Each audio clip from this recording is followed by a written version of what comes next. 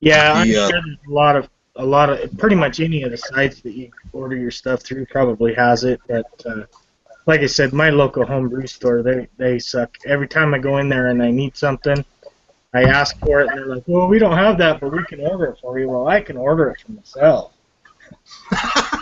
You know, I need it today. I don't need it in a week. You know. Yeah, yeah. If you wanted to order it, you could. I mean, you could have saved yourself a drive and done it from the comfort of your own living room. Right. Yeah. So that's the one thing I've got going for me. My home brew shop it's got pretty much everything. Um, My home brew shop sucks, and the closest one that I have that's any decent is a 2-hour drive from here, and I heard that it closed down. 2 hour drive. Yeah, Damn. I live You know in what? Podunk, nothing. If I get on the highway, I mean I have to get on a freeway to get to the place. But if I take back roads and get on the highway, I'm literally 15 minutes and 20 miles away from my homebrew shop, and they have everything. But everything, yeah, I mean, it's a little pricey because I mean, prices change with the areas that you live in. Right. And believe it or not, if I didn't want to take that 20-minute drive and I ordered 10 pounds of grain for a batch of beer, it would cost $16 to have them deliver it from 15 miles away. Yeah, that's insane. Yeah, so I mean, I can order something from Texas for $7.99, up to $100. But I can't get something shipped from Allentown to Bethlehem, which and these two cities are basically right next to each other, for less than $16. Yeah, that's just insane. Yeah, that's stupid. Well, the UPS, it goes by zones. What I mean, if you're in like zone 3, the shipping's this. Zone 1, shipping's that. So, in Yeah, fact, I used to have a shitload of this stuff. At one time, I had 10 of these things. I've only got one left, so I've got to order more supplies. what do those cost? About $8-9 probably. What's that? That cheetah sand pack. Oh, it's only $1.50 a piece. Oh hell. I Yeah, now you can buy the ingredients separate. I mean, you can buy, but they only come in quart sizes. So you can buy a quart of the Keosil and a quart of the Cheosil and spend about $30 a piece. But you only use an ounce of each. So you spend $60, and I mean those 2 quarts are going to probably last you, I don't know, 40 batches of wine. I've never had a problem with my wine clearing ever until this now. Well, yeah, but the grape wine that you made from the grapes in the backyard were actually from like real fruit. You know what I mean? Mm-hmm. I started off making wine from juice, and I mean there's nothing wrong with it. It makes absolutely fantastic wine, which a lot of people don't know. But the biggest hit, I mean, like the best wine that I've ever made, a cherry wine, was actually from store-bought cherry juice cocktail. From cocktail, not 100% juice. It was from a cocktail. Yeah, it was cherry juice cocktail. And I just, I mean, I called it cherry wine. It had cherry juice in it. It had white grape juice. It had pineapple juice. Basically, like, you just look through the store and, you find the store brand cherry juice cocktail. And that was the favorite of all my friends. But when it comes to like real fruit, you've got, I mean, all kinds of things to deal with. You've got the fruit itself, right? Then you've got the pectic haze, which is probably why it's not really clearing. Hmm. So you have to add either pectic enzyme or bentonite. Um, but you can't add them both, because if you add them both, they'll cancel each other out. Usually with Right. fruit, you have to add a pectolase, pectic enzyme. It's the same thing. They just call it differently depending on where you're at, and that will help the buildup of uh, pectic haze. If you have pectic haze, no matter what you add to it, the wine will always be cloudy. And pectic haze is a real big problem with fruit wines. Any kind of like, well, not, I mean, grape's not really a fruit, but any wine that you make out of fresh ingredients, I mean, whether it be fresh grapes or fresh strawberries, you should always add some pectic enzyme, and it helps to break down the fruit more too. Yeah. And I think yeast has something to do with that also. What's that? The yeast? Yeah, with the pectic haze, I think the kind of yeast you use has something to do with getting that pectic haze too. Well, some yeast, um, I mean, needs a some yeast doesn't. What do they call that? Where it drops out the bottom, attenuation. Hmm. I don't know. I'm just guessing here, but some yeast um, just naturally, leaves a hazy wine, and then you got to run it through filters and whatnot to make it sparkly clear. Um, I the only yeast I ever use is from Lavlin. Um, that's not saying that. I mean, they're the only good wine yeast. I mean, there's a lot of good wine yeast. It's just that I can get a hold of Lavlin at my homebrew store, and I've used two different strains, the KI 1116 and the EC 1118, and I've got fantastic results with both of them. So since they're both available, I'm kind of like, I don't want to try anything else. You know what I mean? Because it's like if I spend $30 or $40 on the ingredients to make a 5-gallon batch of wine, and then I buy a yeast I've never used before, and I'm afraid if it turns off, then I just like wasted the money. So I'll I've always have, and I probably always will use one or the other of those two types of yeast. Right. See, and at my local homebrew store, they don't carry Lavlin. You have to order it to get it. They carry Red Star at my local homebrew. Well, Red Star is good yeast too.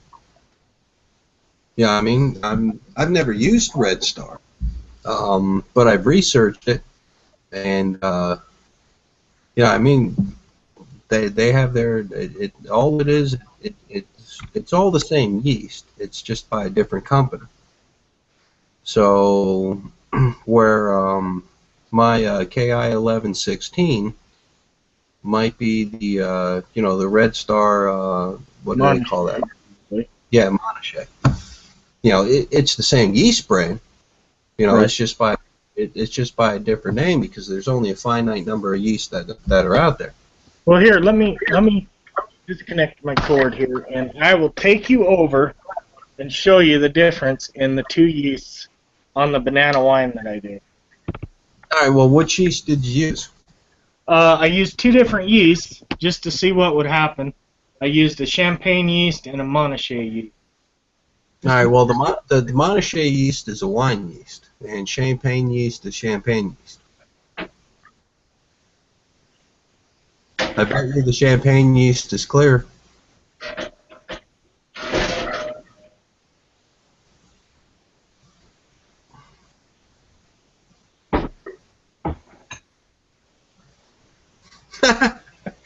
The guy's just got wine in his closet. That's good stuff.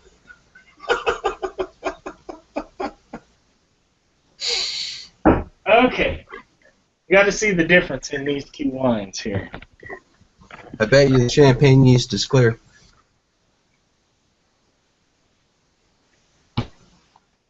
Yeast. Hold on, the video's freezing up here, Ding. Alright.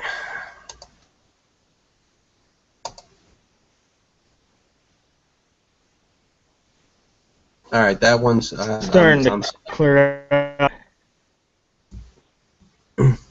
Hey, you're breaking up, Orm.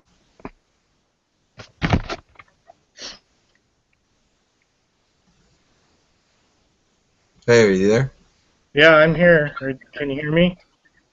Yeah. When you were moving the laptop around, you started breaking up. Huh, All right. weird. Yeah, all right, I see one that's cloudy and one that is actually amazingly clear. How old are those? I started those on April 6th. So about a month and a half. Yeah.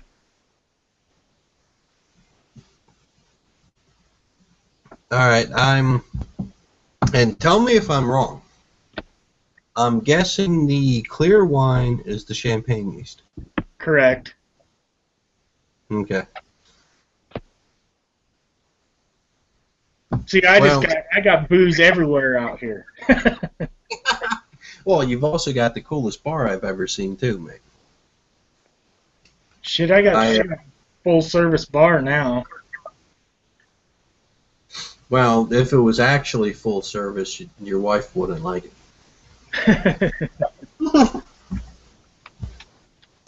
But all right. Well, why do you think the champagne yeast cleared more than the standard wine yeast? Well, the champagne yeast fermented harder and faster, for Okay. one. And, it's just, I think, a higher strain of yeast. And so it reacts better and faster. I don't know if that's better, but... Well, the champagne yeast from Red Star is the exact same thing as Lavelin's EC 1118. Right. And I've used 1118 too. Yeah, and believe it or not, most store-bought wines that you buy, in like the $10 to $30 range, the ones from the local wineries that are only, maybe a year old or something like that, they're actually made with EC 1118. I don't remember the scientific name. It's like Cerveza Saka something or other. But it is the most widely used wine yeast in the world. And the reason they use it is because it has like a neutral flavor profile. It's fast fermenting. It's incredibly aggressive with other microorganisms. Like, if you pitch the yeast and it starts fermenting, and you get something in it that, with like any other type of yeast, might cause an infected batch or mold or something to get on it, the champagne yeast actually realizes that whatever else is in the must isn't yeast, and attacks it and kills it and consumes it. See, I didn't know that. And if you have a stuck fermentation, the champagne yeast is what you go to get it started again. Right. Because It's incredibly hardy. If you were just going to throw together a sugar wash, to make wine coolers for the misses, Right. well, you use champagne yeast, because it doesn't really need a whole lot of nutrients to do what it does. Um, I started off on EC 1118. I used it for a bunch of batches, and then I decided to try the KI 1116, and it's still aggressive. The temperature range is the same. It it doesn't ferment quite as fast or as like violently, with like airlock activity. The only plus side to the KI 1116 I can see is when you're using a fruit wine, like if you're making a cherry, a strawberry, a blueberry wine, it retains more of the fruit aroma. Right. If you use the EC 1118 or any champagne yeast, I mean, you're going to get a really good wine. And it's going to taste, like blueberries and strawberries or banana. But the KI 1116 just has a little bit more aroma of the blueberries or strawberries or bananas. So I don't even remember what wines was it I sent you. It was the blueberry pomegranate. I know was one. What was the other one? Do you remember? A banana. Yeah, that's what I thought it was, but I wasn't positive. Yeah. I've still got the bottles, by the way. Well, I got your bottle sitting right up here on top of my bar. So, So I've got, in fact, no, let me get some. Hold on.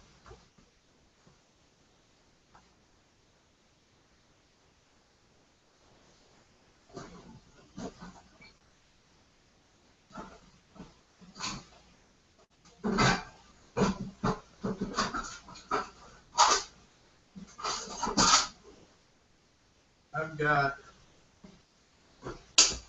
sorry, Justin. I've got one of your bottles right here. Oh, desk light. And I've got Brandon's Prison Break, a beer that he sent me. And I don't know where Clive and Brandon got to. yeah, where did they go? I don't know. I think they're still hanging out on the other chat that you had. But I'll tell you what, dude. Next time I go to my homebrew supply store, I'm gonna buy you a shitload of yeast. Both the EC 1118 and the KI 1116, Mm-hmm. and I'll mail them to you. Okay. Did you see my video where I made the cinnamon wine, the 5-gallon batch of cinnamon wine? Yeah, that was a couple of months ago, right? Yeah, it's been a while ago.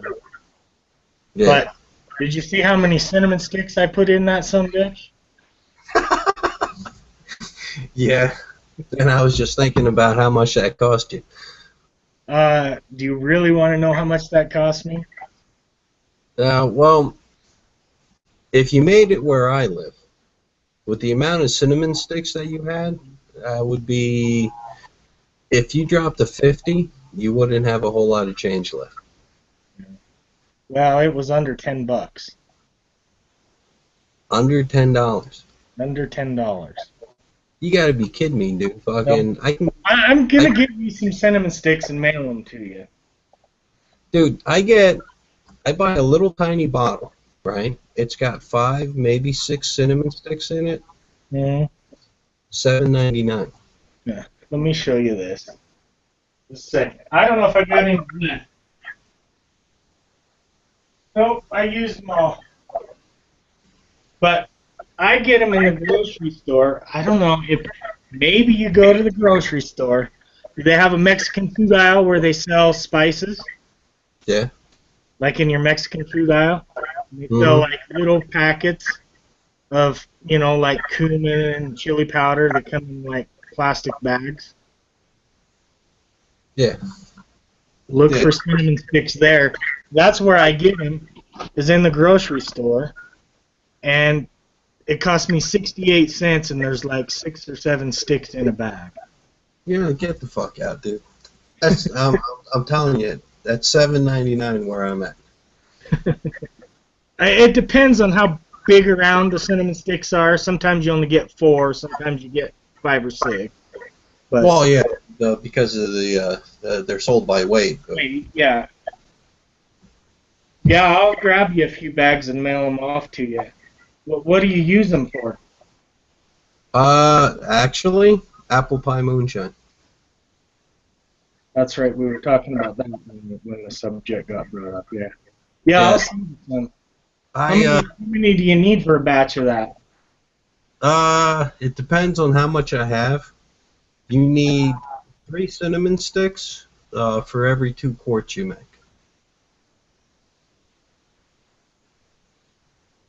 So that's not too bad, Well, no. But if you're making an entire 12-quart case, right? which people graciously donate about $360 to me for, because it's illegal to sell.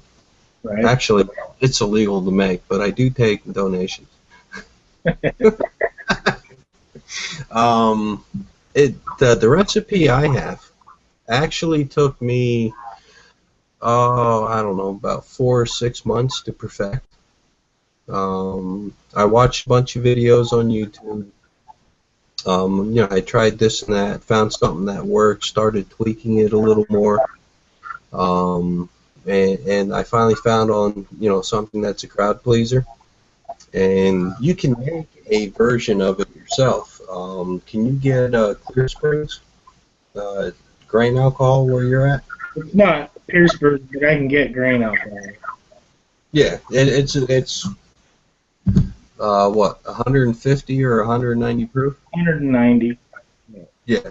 See, over here it used to be 190 proof, and then some dumbass 21-year-old college student decided to go out drinking for his birthday, and after he had 21 shots and passed out, one of his even dumber friends thought it was a great idea to dump a bottle of grain alcohol down his throat. Right? Dumbasses. See, Yeah. this is what we get around here. Everclear. Yeah. That's what we get around here. Yeah, that's what we get too, but it's watered down to 150 proof because of that kid. I think his name was Kyle. Mm-hmm. All right. So I tell you what, you get enough of that to fill a 1-quart mason jar. Right. Right. And then you go to the store, you get frozen apple juice concentrate, right? Not the store brand, something good. I don't know. Old Orchard, Welcher. Yeah, Old Orchard's what I use, right? So now you've got 12 ounces of apple juice concentrate, right? You let it melt down. You pour that into a pan, right? And then you add enough water to make 32 ounces or 1 quart, right? So then you got the apple juice and the water in the pan. You take 1/2 cup of dark brown sugar, compacted, pour it in the pan, stir it up till it dissolves. Throw a cinnamon stick in it. Put the fire on it till it boils. Once it boils, turn it down, let it simmer for 30 minutes. Right, with a lid on it. Right. Okay. Once it simmers for 30 minutes, you've pretty much spent the cinnamon stick that you threw into it. Set it outside. Put it in an ice bath in your sink, whatever it takes to cool it down. But leave the cinnamon stick in it until it's cool. Okay. And it doesn't really have to be cool. It just has to be under 162 degrees. Right. Keep off the alcohol. Well, right, because that's the vapor point of alcohol. Once it cools down, you take that 1 quart pour it in, a bowl or something to mix it with, and put a quart of the grain alcohol into it. And what you end up with is 2 quarts of my apple pie moonshine. So you pour them into, two 1 quart mason jars, Mhm. and you throw a cinnamon stick in each. You seal them up. You let them sit for at least a week for the fresh cinnamon stick to like seep out. And when it's done, it's completely potent and it tastes exactly like Dutch apple pie. Huh. Sounds really good. I've heard you talk about it before. Sounds really good.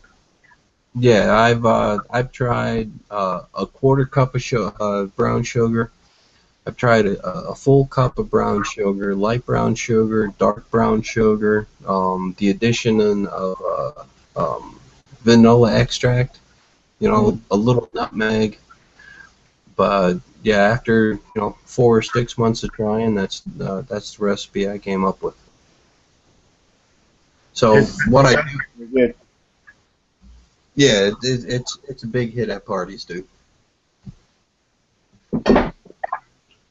See, I told you I had a full service bar.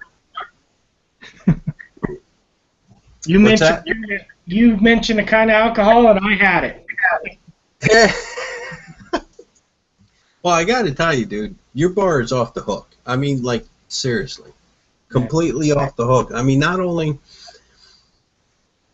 I mean, it's cool that you had a space that you could turn into a bar. It's especially cool that you got your own bathroom and a kitchen to brew in. But everything that you put into that place, I mean, holy shit. Yeah. It turned out freaking amazing. Yeah, I mean, the only thing you're missing is like the neon sign blinking open in the window. Yeah. Yeah, that's about it.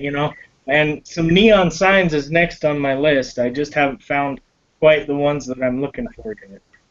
Yeah, yeah, and since we're home brewers, Miller just doesn't cut it. Right. Yeah, And some of the other ones are harder to find, and when you do find them, they want $500 bill for it. yeah, yeah. I recently found myself being single. Um, that's not actually a bad thing, right? There was a whole lot going on that wasn't for general public consumption, and I mean I had to step away. I was never married, don't have any kids involved, except for a stepdaughter. Hmm. But anyway, since I've got a 2 bedroom apartment up here, and other than me sleeping in one, the other one's not being occupied. And my brother, his wife, his 3 kids, his 2 dogs moved out of the downstairs, and my dad actually moved back into the downstairs. You Um, guys just move around all over the place. well, this is weird. The house that I live in is, I mean, you've seen double houses before, right? Yeah. Right. Well, the house I live in is a double, but we own the entire thing. I've got 2 front porches. I have 2 front doors. Um, the property is 37 feet wide, 188 feet long. We own from the front street all the way back to the alley. I've got a 2-car garage that's 100 feet away from the house, and I partitioned it. That's where the bar was Hmm. for all my other videos. And the house is actually split up into 2.5 standalone apartments. The downstairs has a living room, a dining room. One half of the entire house is a bedroom, bathroom, laundry room, kitchen. The second floor is a living room, a dining room, kitchen, 2 bedrooms, bathroom. The attic is two 10 by 12 foot bedrooms and a 25 by 28 foot living space. So I live on the second floor. My dad lived on the first floor, and my brother and his wife got into a little, got into a problem because they're newly married and they got 3 little kids. 2 of them are twins. So my dad decided to move out to his girlfriend's, and then my brother and his wife and the kids and the dogs moved in downstairs, which is pretty much the reason I stopped making videos, because I didn't have use of the kitchen for brewing. My brother's got PSTD because he was a Marine, and he's always in a bad mood. So every time I would go downstairs, I would have to listen to him basically bitch about anything. The church bells, the neighbor's dogs. He woke up and couldn't find any underwear, that kind of shit. So, and well, anyway, finally he left, so I started making videos again because, well, I've got a kitchen to make videos in. The kitchen I have is a real kitchen. I've got a refrigerator. I've got cabinets, countertop, all that shit. The only thing it's missing is a stove. So I bought a hot plate, and it's just really hard to boil 5 gallons of something on a 1500-watt hot plate. I mean, you can do it, but I'd be waiting about an hour and a half before I started the video. So anyway, the bar disappeared. When my dad came back, I tore the bar down and gave him that area as a woodworking shop. The refinish chairs and make dressers and shit like that. Because that's what he feels like doing in his retirement. But I am in the process of cleaning out the now spare bedroom and putting my bar in that. Nice. So where am I going to stay when I come down? Well, you're going to have to sleep on the bar.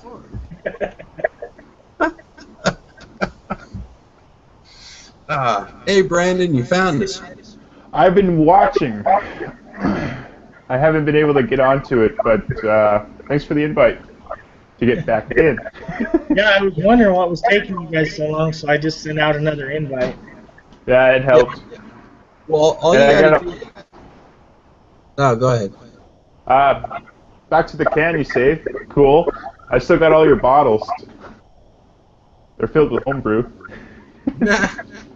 But all of my bottles. Oh yeah, the ones you sent over, the wine backers and what's that? Founder Centennial, and there's some other ones too. Yeah. Yeah, one of your bottles is actually in Iowa, right? Oh yeah, nice. Yeah, I don't know if you subscribe to him, Corey from the Iowa Carver. No, I don't got him. Iowa Carver? Yeah, you gotta check him out. He hasn't been doing very many videos lately. No, I know he lost his job, went on vacation, found a new job, stopped doing Homebrew Wednesdays, started doing like beer reviews, and then kind of fell off the map. Yeah, I don't know where he went. Yeah, he actually Corey asked me if I wanted the bottle back. It was one of the 500 ml bombers that he sent me. Oh yeah. Nice. And I mean, I think those are amazing because like the only thing small in America are like beer cans and cars. You know what I mean? A 1 pint of anything, that's like an ounce, and you're gonna have to pay for it. Everything's 12 ounces or what, 355 milliliters. Yeah. So I get 500 milliliter bottles. I'm like, holy shit, dude. I'm definitely keeping these. Well, anyway, I made an IPA named Hair of the Dog, and I put it in one of your bottles. Actually, I left the label you sent me, and I put my label on the back side of the bottle, filled it with my beer, and sent it to Iowa. So that beer bottle has basically made it across 2 continents. That's a good one. Yeah, and Corey asked me, he's like, "Do you want the bottle back?" I said, "Well, only if you fill it with something." Yeah, I mean, and Oh, yeah. then I told him, "Well, hold off and send it to somebody else." Because to go from Ontario to Pennsylvania to Iowa is like kind of like the start of an epic journey.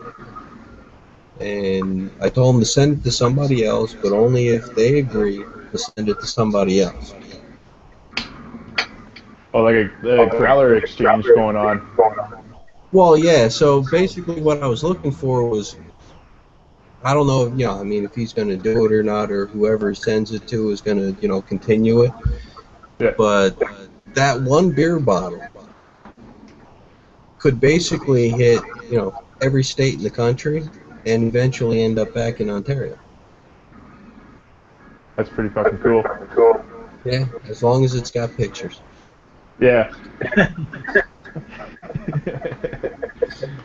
So I've got all the actually this is just one of them, but I've got all the cans that you sent me. I don't know if you guys can see that.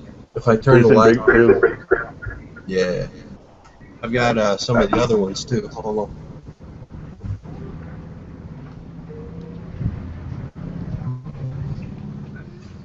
You made it, Clive. Yeah, I found your the link sent to our Gmail. So when you're going up and down all the pages and posters, all it does is take. But we're here now. The audio in there? Alright.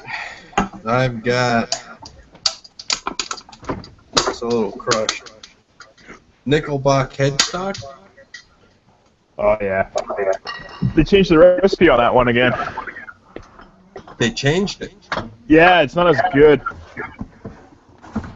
Barking Squirrel Lager. This one was really good. Yeah, they're really good. And this one I just had to keep because it's an outrageously large bottle. The Highlander Brewing Company stout that you sent me. Oh, the smoked porter. Yeah, the blacksmith. Yeah, that one was a good one. Yeah, I like that, dude. And I've got, I know the lighting sucks, guys, but I've got Orm's bottle here. This is his blueberry pomegranate. Absolutely fantastic, dude. I don't, as a general rule, like pomegranate, but this was kick-ass. And after I made the video, I was kind of kicking myself in the ass because I was using a frosted gray glass during the review that I did, and it didn't show off the color or the clarity of the wine. Well, a lot of video doesn't show off the clarity very well. Well,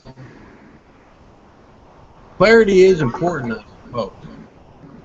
Unless when it comes to beer. Whether the beer is cloudy or clear, I'm going to drink it.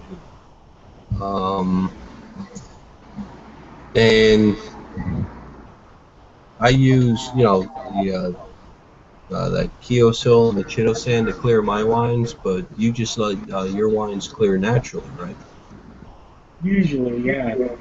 Like I said, Yeah. I didn't have a problem with my grape, and who knows, maybe it's just going to be cloudy, I don't know.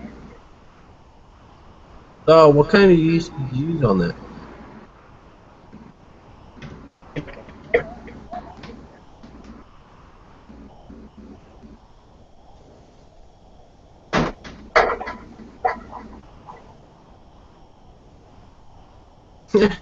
Guy's got wine in his closet. I like him already.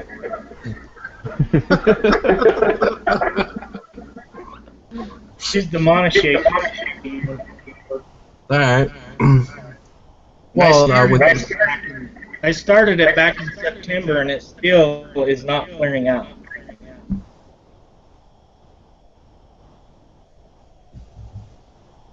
I haven't even sampled it at all. I wanted it to be a total surprise. I was going to put it in a bottle, let it age, be at least a year old, then bottle it before I even taste it. So I don't even have a clue. It might be nasty as shit. Who knows?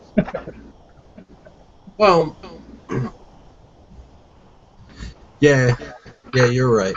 But I start drinking the wine as soon as I bottle it, so best to leave it in the in the carboy. Right. Well, it's not clear at all. It's still cloudy and hazy, or what? It's still pretty cloudy. Does cold pressing work with wine? Yeah, it should. I mean, yeast is yeast. Yeah, it should desuspend out and actually clear up. I mean, Well, it'd be a shot, I guess. yeah, you can try it. He used real fresh pressed grapes from his backyard, um, which is like totally unfair, by the way.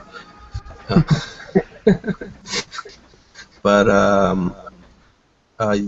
he didn't use any pectic enzyme. Yeah, So I don't think I did in that batch. yeah, so the cloudiness might be pectic haze, and if you got pectic haze, there's really no hope for it. It's never going to clear. It's a true homebrew then. Well, yeah, Backyard grapes and everything. right now, in retrospect, Justin, whether it's cloudy or not, that's only visual of it. I mean, everybody likes super clean beer because everything's filtered and run through $30,000 pieces of equipment that we can't get a hold of. What matters at the end, pretty much, is how the wine tastes. I mean, can you taste the alcohol? Does it have any legs on it? What's the aroma like? Yeah, I mean, all that's has still been undetermined because I told myself when I made it that I was not even going to sample it for a year. All right. And Well, it's been really, really hard not to. yeah, none of my wines ever make it to 6 months old, so I know what you're talking about. Hey, did you make a grape press yet? No, I haven't. All right. Well, if I remember tomorrow, I'll send you the plans for one. Yeah, you told me that you had some plans, but I haven't seen them yet. I know you're busy, but Well, yeah, the hangout I told you I was going to send you plans too, right? yeah. Well, I told you I was sending the cinema sticks too, but you haven't seen those yet.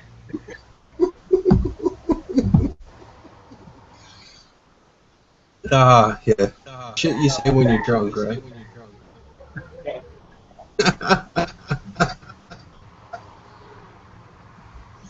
Oh. All right, guys. I gotta go pollute myself. I'll be back in a few minutes. Yeah, I know. Justin quit smoking, but I haven't. Yep. I mean, seriously, if you don't smoke, what the hell do you do on break? I don't ever go to work. The hell is a break? That's why you quit smoking. Be right back.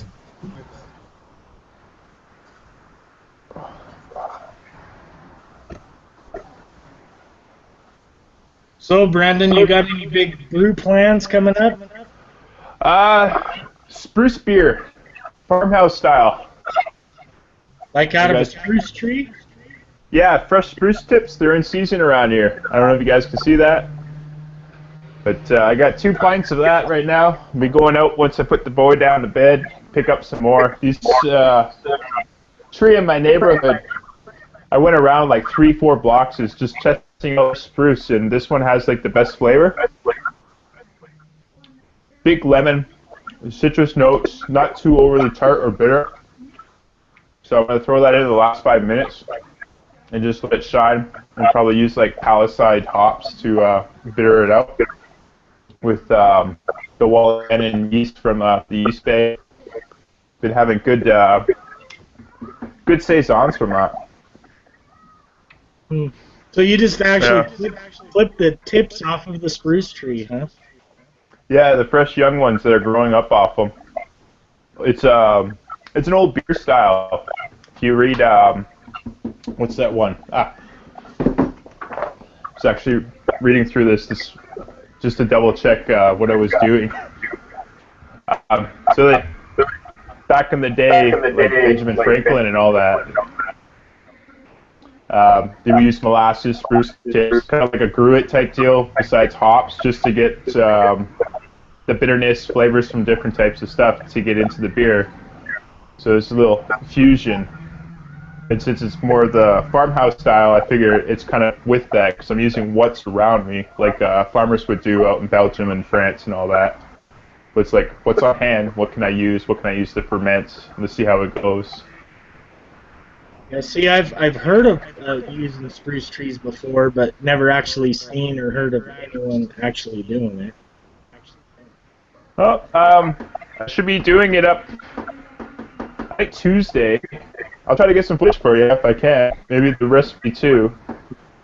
I know I'll be bottling Hefeweizen too. I did with Citra hops instead of like traditional German ones. So once that's out of the conical and cleaned out, that's where the saison's going. I'm going to wrap it out around that and get it up to like 78, maybe a little higher. Hopefully. Sounds really interesting to me. Yeah, just playing like rhythm. I don't know. I'm a little sporadic with the brewing. Well, that's what home brewers do. That's true. I'm also trying to like pinpoint down simple recipes too, because I want to open up a brewery as well in the future. Right. So, yeah. I think that's kind of everybody's goal, isn't it? Well, yes and no. Like, to change in my opinion anyways, I might be wrong, like to change a passion and like a hobby on the side and just strictly going into the business side, are you willing to kill that passion just for that? Like, you're sharing everything, you're going to experience it, people are going to like it, but there's always that, oh, you got to scrub this out, you got to haul out the grains, oh no, I forgot about it 3 days ago, now they fucking reek and all this other stuff. And there's like, this is Ontario, you get taxed out the ass for brewing beer around here.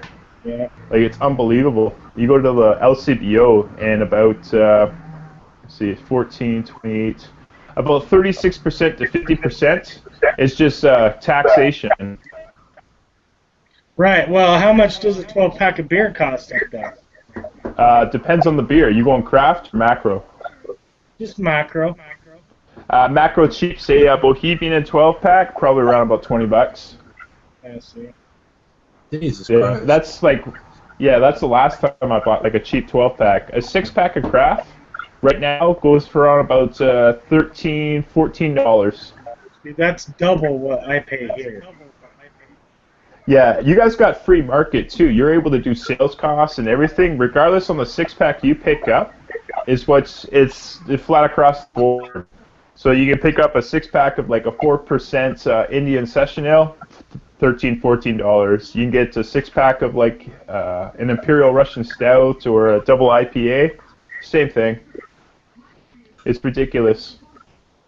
The only like free market you have is like on the bombers, which vary between $6 to $15 depending on what they use. All right, what else just happened? All right, there we go. Well, I can get a. Sorry, dude. Everything just went black for a second. Maybe you're going. I can get a case of hams for about $13.50 for a 30-pack, and it's beer. I mean, I guess it's beer. It's made with grains and hops, and I guess one time tasted like beer. But Coors Light, Budweiser, Yingling Lager, talking about $20-$25 for a 24-pack. Oh, that's cheap. And well, yeah, but they don't have any flavor. Yeah, they're awful. You know, Yeah, that's me and my wife. yeah, that's true. They're like $50 around here. Yeah. Me and my wife were just having this conversation when we was on vacation. You know, we went to a couple bars and I was ordering beers that were $6 and $7 a glass. You know, she was ordering Bud Light or Coors Light, and I took a taste of hers and I almost threw up. It tasted like shit. Oh, yeah. It's literally piss water. Yeah. It smells like beer. It tastes like water. Yeah. Well, that's why I started making beer, guys. Sierra Nevada Pale, right? It's like my all-time favorite beer. If I have the money and I feel like drinking, that's what I'm gonna buy. Where I live, it's $35 plus tax for a case of 24 12-ounce bottles. Mm-hmm. Well, it's about $20 here for 30 bottles. Well, I can make the exact same beer, and I can do 2 cases in a 6-pack, $23 homebrew.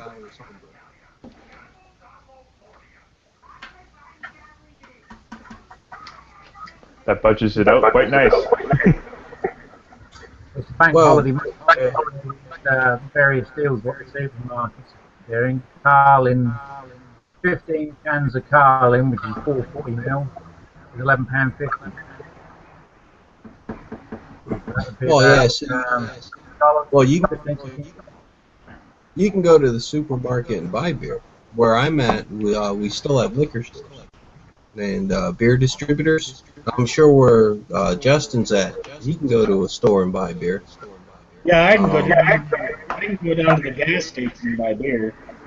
Lucky, man. Yeah, yeah. I got 2 stores. I just go to work.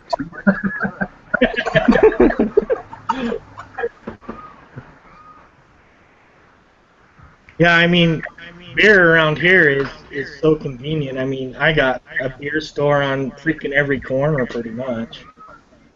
Well, that's the way to go. Yeah, if you want to drink Guinness. Well, I mean, Guinness has a place. I mean, it's not my place, but it's a place.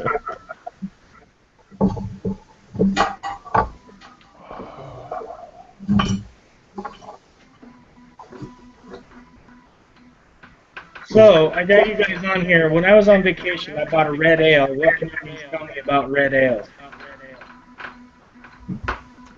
That's outside of my realm. I haven't gotten into that yet.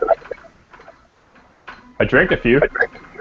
Not too many over here, really. It's Irish red or a sour from Belgium. Flanders brand. There's usually sours. They're not sort of thing you'll find in every high street store. There's any specialist beer shops where I work sell that.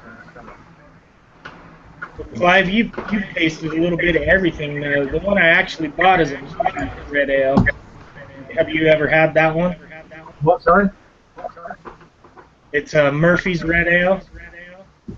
Murphy's, yeah, we don't, when we do have Murphy's, we buy it from Britain, believe it or not. We get the little 330ml bottles, Murphy's Stout. We don't tend to stock any of the others. Oh. So what did you think of the ones you drank, Brandon? Pardon?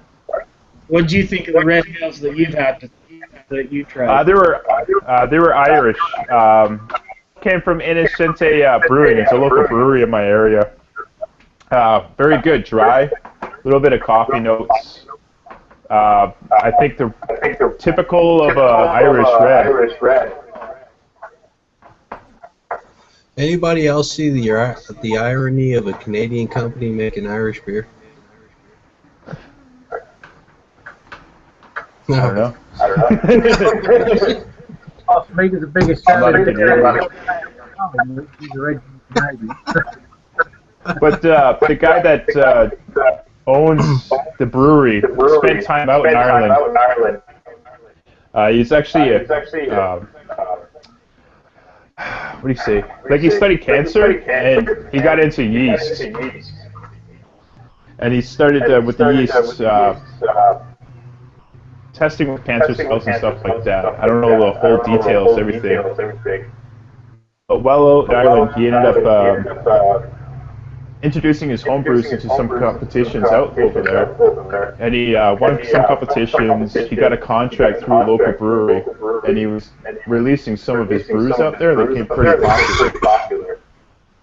After a year or two or something like that, he came back to Waterloo area and pretty much got his family together and put together the brewery for like a mill and started re-releasing some of his beers. And they've just been growing since then.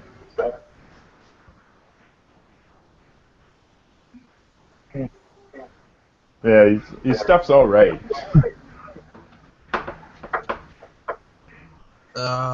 Let's see. In my experience, red ales are, well, at least the ones that I've tried, are basically like mild pale ales with a really dark, reddish color to it.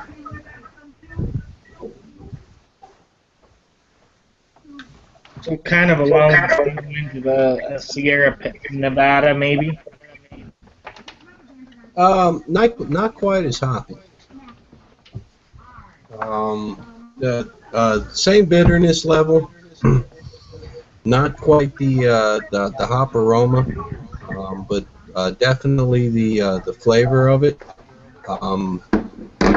But I think the only thing that makes a red ale differ from a pale ale, regardless of who makes it, is the type of crystal malt they add to it. What is it, bud? I mean, Sierra Pale Ale uses.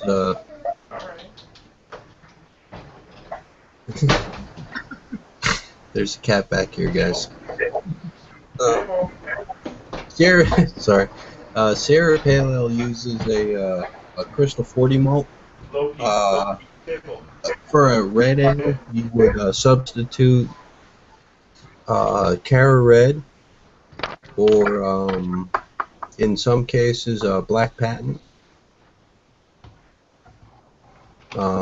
Something basically it's the same grain bill. It just changes the color from a like a light straw golden color to a dark reddish copper color.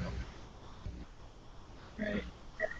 And it was just something that caught my eye when I was on vacation. When I went in that store, was freaking unbelievable. I couldn't believe it. Did you like it? My family had to drag me out of there. I was in there 2.5 hours, and they had to drag me out. Kid at the candy store. And I kept saying, let's go back, let's go back, let's go back. But they wouldn't let me go back in.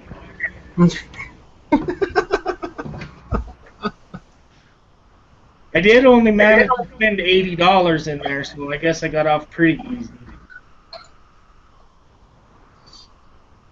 What do you call it? Have you brewed any beer, Justin, besides that real ale? No, that's the next thing on my list is I have a Pilsner kit that I'm going to do. All right. Well, you can actually use the real ale kit or the Pilsner kit and make a red ale out of it. Just add some grains to it. Yep. What you want to do with the real ale kit is get about 2 grains of Cara Red steeping grains, and then add that to the kit to give it the rich color. And you can throw together a hot tea, or you could do you could take whatever water you steep the grains in, and do a 10 or 20 minute boil. Add hops to give the flavor and aroma to it. Yeah, well, my list is really long. I'm sure as all you guys' are too. Yeah. Yeah. But I actually have the Pilsner kit now. That's one of the next things I'm gonna. And I think I'm gonna throw down another batch of the blueberry pomegranate. No, I would suggest that. Because having tried that blueberry pomegranate firsthand, dude, that's good shit. Yeah. And I believe I Yeah. have all the stuff for that one too. So that's probably gonna be my next two brews for sure. Well, it didn't last very long over here, I assure you. It It's the doesn't only. last very long here either, and I have 25, 30 bottles of it, and it don't last very long. Well, all I have is the bottle, uh, and the smell of the wine that used to be in it. Well, when I get that batch brewed up, I'll send you a new bottle of it. How's that? Too. Well, I'll tell you what. I've got a cherry one. Keg wine. That should really have been bottled yesterday, but I had to work. So when I get around to it, I will add the clearing agents that I showed you. I'll clear it out. I'll back sweeten it. Now, normally I back sweeten only to the taste. This time I'm actually going to back sweeten it to a specific gravity. Which gravity are you going to back sweeten it to? 1.005. Or, yeah, 1.005. I've used the KI 1116 yeast to retain more of the cherry aroma. But I know once it's done fermenting, it's going to bottom out at 0.0980, and I'll just keep adding sugar to it till I hit 1.005. The elderberry wine that I made turned out to be a dessert one. It was like really, really sweet. Yeah. Not really a session kind of wine. Absolutely fantastic, but unless I was eating like cheesecake or something, it was just like too much sweetness. So I'm gonna like dial down the sweetness a little bit. And in this batch is actually the first batch that I've made that isn't like 16.5% alcohol. What is it, 32%? No, no, it's Freeze it. if it drops out to 0.980, it's going to be about 12%. That's still not too bad. Well, all the other wines I've ever made, I've always dumped 15 or 16 pounds of sugar in the mix for a 5-gallon batch, and except for the fresh fruit wines, they've all been like store-bought juice, apple juice, grape juice, cherry cocktail, that kind of thing. And there's enough sugar in that to make it about 5% without adding sugar to it. Why I just decided to put 15 extra pounds of table sugar in something, I have no idea. So this time around, I held myself at 10 pounds of sugar and figured I'd just let it ride out.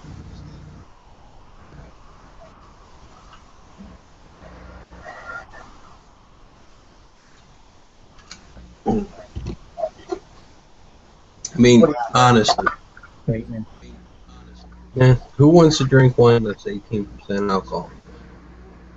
My I wife. mean, besides me. I think Clive would probably do it. My wife Well, would. It that kind of wine does have its place, guys. Like I get home from work, I'll pour a shot of wine, right? Not a glass, just a shot. I'll do a shot. I'll throw 2 eggs and some bacon into a pan. I'll do another shot when I flip the eggs over, or over easy, and I'm pretty much buzzed and relaxed by the time the eggs hit the plate. Then I eat the eggs and I go to bed. Well, that's like that store I went to, man. Everywhere you went, they was giving you a shot of wine, a shot of tequila, a shot of rum. It was pretty unreal, and it didn't cost you nothing. Well, it cost me $80 to get out of the store, but Well, that's why you spent 2.5 hours there. yeah, I spent Uh, 2.5 hours. I didn't have to go to the bar later. I was already drunk.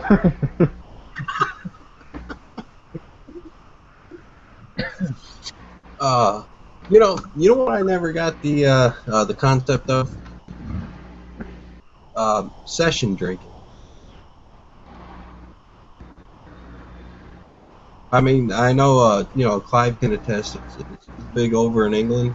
I guess the whole concept is you go out with a bunch of guys, go to a bar, and everybody buys around drinks for everybody else, right? Um, but you kind of like you have to drink at the same pace of everybody else. You know what I mean? Because like if you grab your beer and you down it in 3 gulps, and everybody else takes a half an hour to drink their beers, well, I mean you're shit out of luck because you're not drinking for a half hour. Because they're not going to buy another round until everybody else is ready, right? Right. Yeah, I don't know. That concept's pretty much like alien to me. Like, you give me a beer, I'm gonna drink it, and when it's empty, I want to order another one. Right. Or another one anyway. All right. Well, how's that work like? I mean, if somebody drinks their beer faster than anybody else, do you guys get like pissed off at them or what? No, they're just if they're going to can a load of beers, they want to buy another one for the next 5 years, still drinking the first one. Then, it's no biggie. I mean, when I was a teenager, we used to. Well, I worked for a rental company, so we'd get one lad to drive the minibus, and he'd the whole weekend all night, and we get right. Well, which time you didn't know who's round and all drinking, and the driver took you home at the end of the night.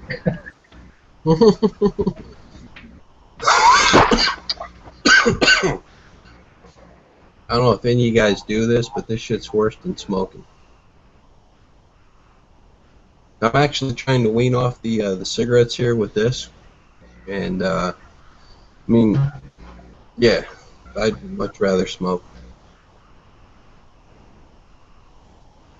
So do you have nicotine in that? Mm-hmm. Yeah, this happens to be maple rum flavored. I know there's different levels of nicotine that you can buy in them to kind of get yourself off of it. Yeah, but it's not the same.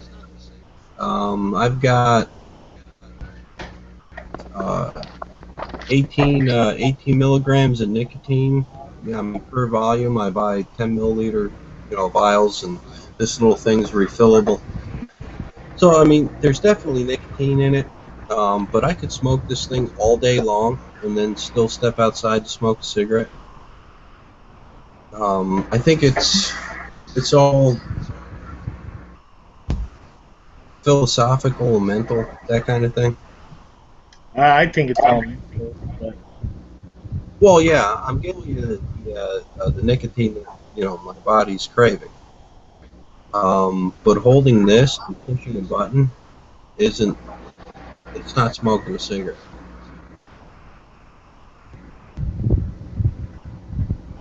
I used e-cigs for a little while, but when I was doing that, just cut down on cigarette consumption as well. But I found that they don't last long enough. They don't give you the same satisfaction. Oh, right. Yeah, I mean, I don't have nicotine cravings when I'm smoking these, but I'd still throw down and light up a cigarette any time because, well, it's a cigarette. See, my wife still smokes, and she smokes one of them things too, and she just smokes that thing all the time, and then goes out and smokes when she'd normally smoke anyway. So she's getting twice the nicotine now. Well, the next time you order her the juice to fill the shit up, just order it with no nicotine. She has some that doesn't have nicotine. Yeah. See, I quit full time, guys. Right. The last time I quit, I was smoke free for 6 months, and then a girl showed up, sitting on the end of my bed at 3 o'clock in the morning, showing me pictures of her boobs on her cell phone, and I've been smoking ever since. Did you ever get to see him not off of the phone? Not since high school, no. Nah, she I got really drunk one night, decided to pass out. And, I mean, this is going back like maybe 7 years ago, when my brother actually lived with me in my apartment before he, got married, had his kids and whatnot. And, I mean, I'm kind of an introvert, you know. Um, if I'm not working or I don't have to go out, I'm pretty much a homebody. You know what I mean? I'll sit around, I'll watch TV, I'll tinker around the house and cut the grass, fix things, that kind of stuff. But I mean, I really don't crave human interaction. I mean, that's just me. I've got friends that like go absolutely nuts if they're all by themselves, and I'm like, it's a godsend. It's peace and quiet. But anyway, get back to the story. He would go out to a bar, right? But he would drink a case of beer before he went to the bar just to save him money. And while he was out of the house, I would, throw in a Clint Eastwood Western and, grab whatever I felt like drinking for the night, order a couple of pizzas, and, sit on the sofa with the dog. So anyway, I got pissed drunk, passed out. Brother comes home about 3 o'clock in the morning after the bar closes, of course. I wake up, there's this girl sitting on the end of my bed, and I mean, she only lives a block away now. We're really good friends. She's married, got kids, that kind of thing. But we were friends with benefits in high school. And she's like, "Oh, well, I haven't heard from you in 3 or 4 months. I was wondering if you were okay." And I'm in bed, right? It's 3 o'clock in the morning. She's sitting on the end of the bed, and she's like, "Oh, well, here, look at this." Picks up her cell phone, right? Starts showing me boob shots. Right? While I'm still drunk from the night before, and I'm like, all right, well, I don't sleep with anything on. Why don't you climb under the covers with me? And she goes, "Oh, well, I would, but I have a boyfriend who just happened to be in jail that night." And my only response was, "Do you have a cigarette?"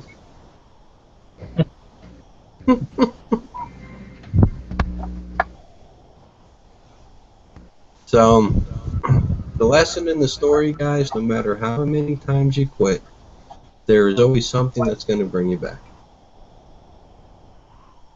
Well, I quit. It's been 2 years ago, so. Well, I got 4.5. In fact, when I didn't start smoking again until 2010, and in fact, that's about over a year ago now, completely. Well, congratulations, guys, but I guarantee you, if a strange girl shows up on the end of your bed at 3 in the morning and starts showing boob pictures of herself, you're going to start smoking again. If your wife, After what I do. if your wives don't kill her. Chez toi. Yeah, a little Brandon sandwich, right? I want to say a little, but yeah.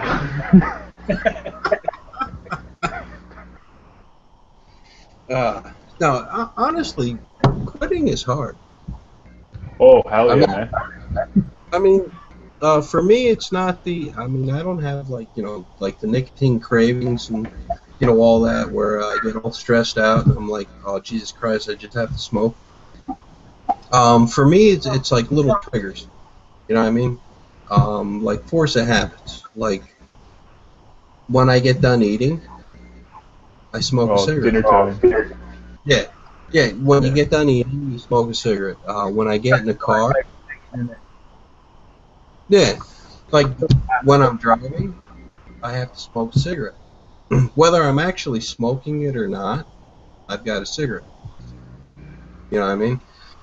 So like, I could quit smoking without a problem if I stop driving and stop eating.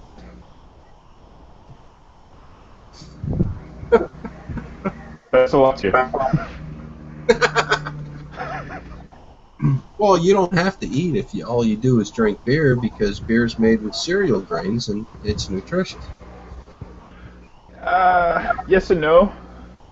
You still got to get some other stuff in there. Well, that's what they make protein shakes for. Yeah, that's true. I'll be back in a minute. All right. Yeah, I know when I quit smoking, it took 4 or 5 days locked in the bedroom. Really? Oh yeah, I had to lock myself in there. I only popped up to look after my kid. He was 6 months at the time, so it was, very nerve-wracking. Or at work in a restaurant, which is a lot of smokers. Then I quit drinking coffee, quit drinking beer for like a year on both things, and slowly introduced it all back into my system, so I wouldn't get back into smoking. And I still have cravings just for like cigars. That's what got me back. I used to buy the little miniature cigars. Yeah, that's what it is. I ended up smoking them like cigarettes. Wow, Jesus Christ, you can't quit smoking and drinking. Yeah, every vice I had, pretty much. And Just to get. coffee. Yeah. It was for my son, so you do anything. Well, yeah, but if I tried that, I'd have a fucking heart attack. Well, I tried killing people. I don't know if it's the same with a heart attack. It's not easy feat, not at all.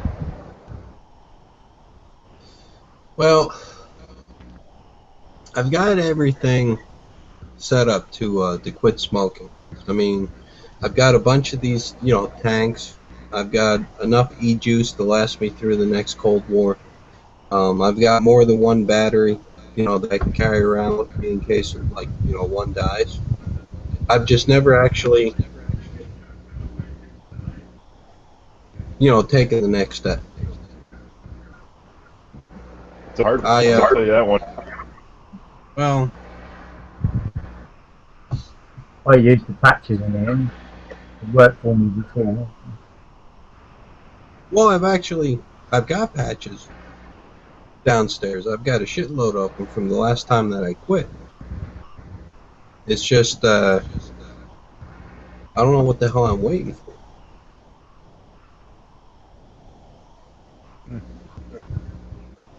I don't know, maybe afraid I'm going to get big and fat. Yeah, you do eat a lot more. I think when I quit, I went from $1.90 to $2.52. 250. Yeah, I had to bring that down. I'm around about $2.35 right now in the last 6 months. How tall are you? 6'3". You're 6'3". Yes, sir. Holy shit. That's one tall motherfucker, dude. Yeah. I've seen taller people though. Well, I'm 5'9" and I'm the tallest guy in my family. My mom was 5 foot. My sister's 5'2". My dad and my brother are both 5'6". So 6'3", I mean, that's like the Jolly Green Giant to me, dude. Yeah. I seen a guy 7'2", and he was built like a tank.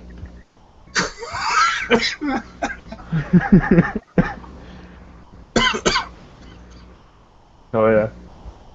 Yeah, there's two things I don't mess with. Guys over 6 feet tall, and regardless of their height, anybody over 300 pounds. 300 pounds I can agree with. Over 6 feet, well, that's the big question. You know, the taller you go, the skinnier you are. Well, yeah, but my what do you call it? My grandfather was 6'4" and Hmm. damn close to 400 pounds. It's Andre the Giant Jr. Yeah, and he was a Korean War veteran, which just means he was fucking pissed off all the time.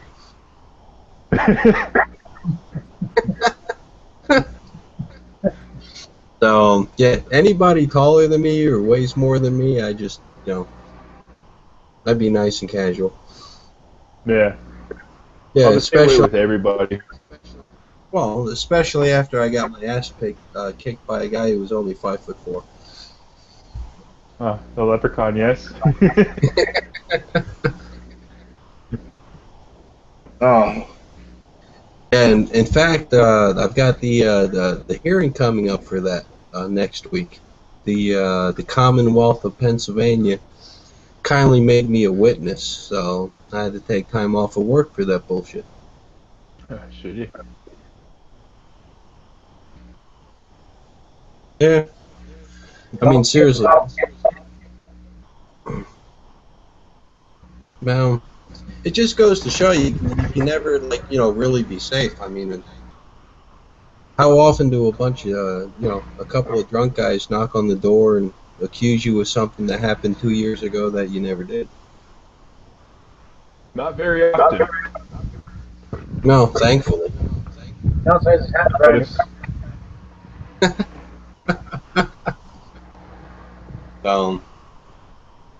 Well, and you know what the cops told me? Honest to God, I mean, I've lived in the same house for 28 years. I mean, my dad eats breakfast with the chief of police. It's a small, 5-man unit. There's only 3,500 people in, the town or borough that I live in. I mean, everybody knows everybody. And the cops are like, when I took all the paperwork, my statement and whatnot, to the police station the day after, the cops like, "Oh, were you drinking?" And I said, "Well, yeah, I was drinking." And he says, "Well, I kind of figured that." I said, "Well, why would you figure that?" And he said, "Because if you were sober, when we responded to the call, there would probably be dead guys laying on your porch."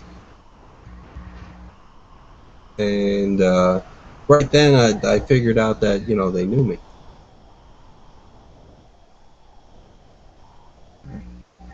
Well, give you a little backstory. So, that story makes sense to you. I'm a target shooter, a sportsman. I reload my own rifle ammunition, and I probably got more guns than the local police department. But I've known all the cops in town for as long as I've been here, and most of the cops that were on the job, when I was a little kid, are still on the job now. So when they see me, carting a couple of assault rifles across the street, and they drive by, all they do is, say hi, Bill, and keep driving. But yeah, so yeah, they knew since I was drunk, I wasn't armed, and that's why I didn't shoot anybody. Thankfully, because I'd be really fucked up if I had to. that's for the courts to decide.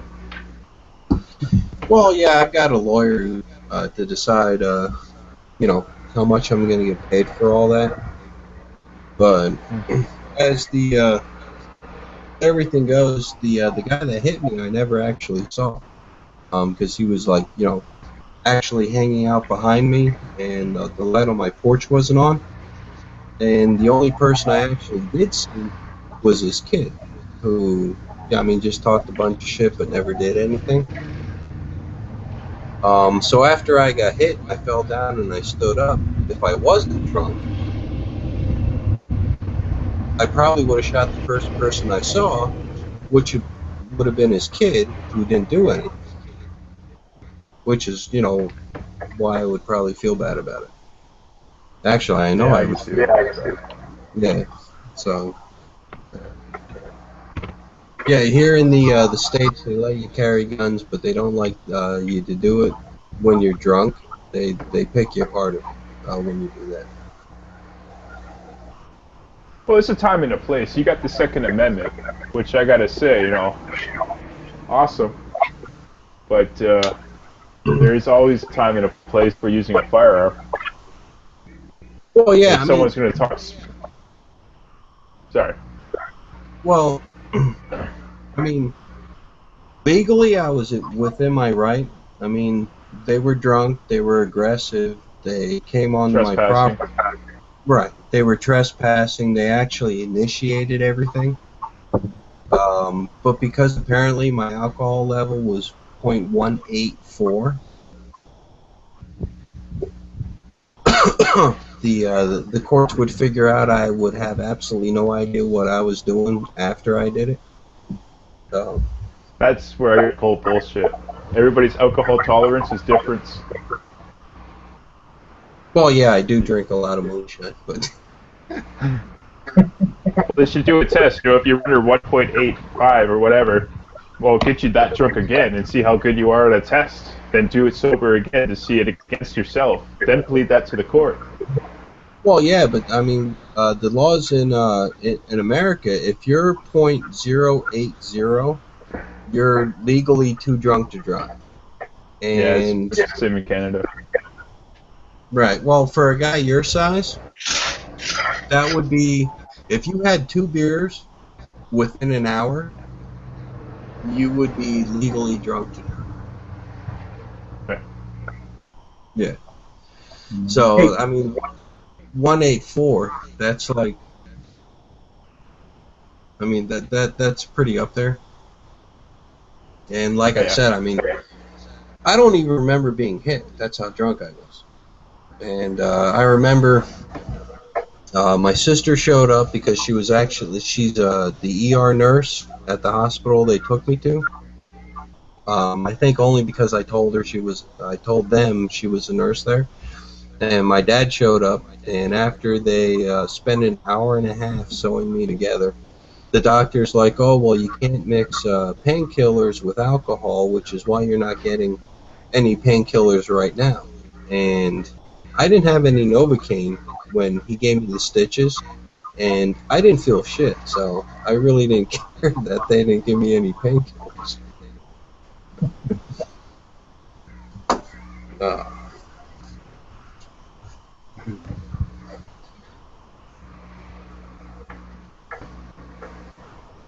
all right. Hey, Brandon, those the conical fermenters that you have. Oh yeah, the Brutex. Yeah. Where'd you get them from, man? Those are pretty cool. Yeah, they are. OntarioBeerKegs.ca or .com in my area. They got a contract with Brewtech. So they're exclusive through that website. But I think you can go through the Brewtech website in America side and probably get into an order on them. Maybe save a few dollars too. They're pretty pricey around here. I did some major saving and spending on those. Well, I checked out that website, and they're about $200 down here. Yeah, they're about our dollar about $279 for the brew bucket, and the 7-gallon I believe is close to about $500 Canadian. Damn. Yeah, but those I things. got in on a yearly. Yeah, those things are badass. Oh yeah. Once my liver's shot and I can't drink anymore, they're going to my son.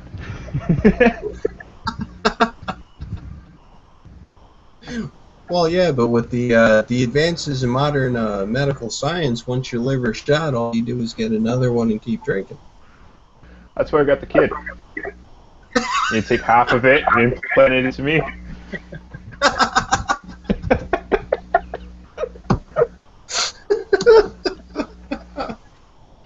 Oh, oh, oh, that's fucked up. I gotta keep him healthy. Make sure you eat vegetables every day.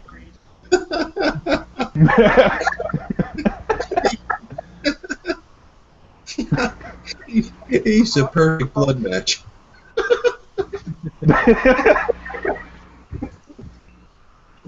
Oh. I gotta say, if you're gonna invest in like long-term home brewing, definitely go with the stainless steel. There's no scuffs, scratches, and everything else to worry about contamination.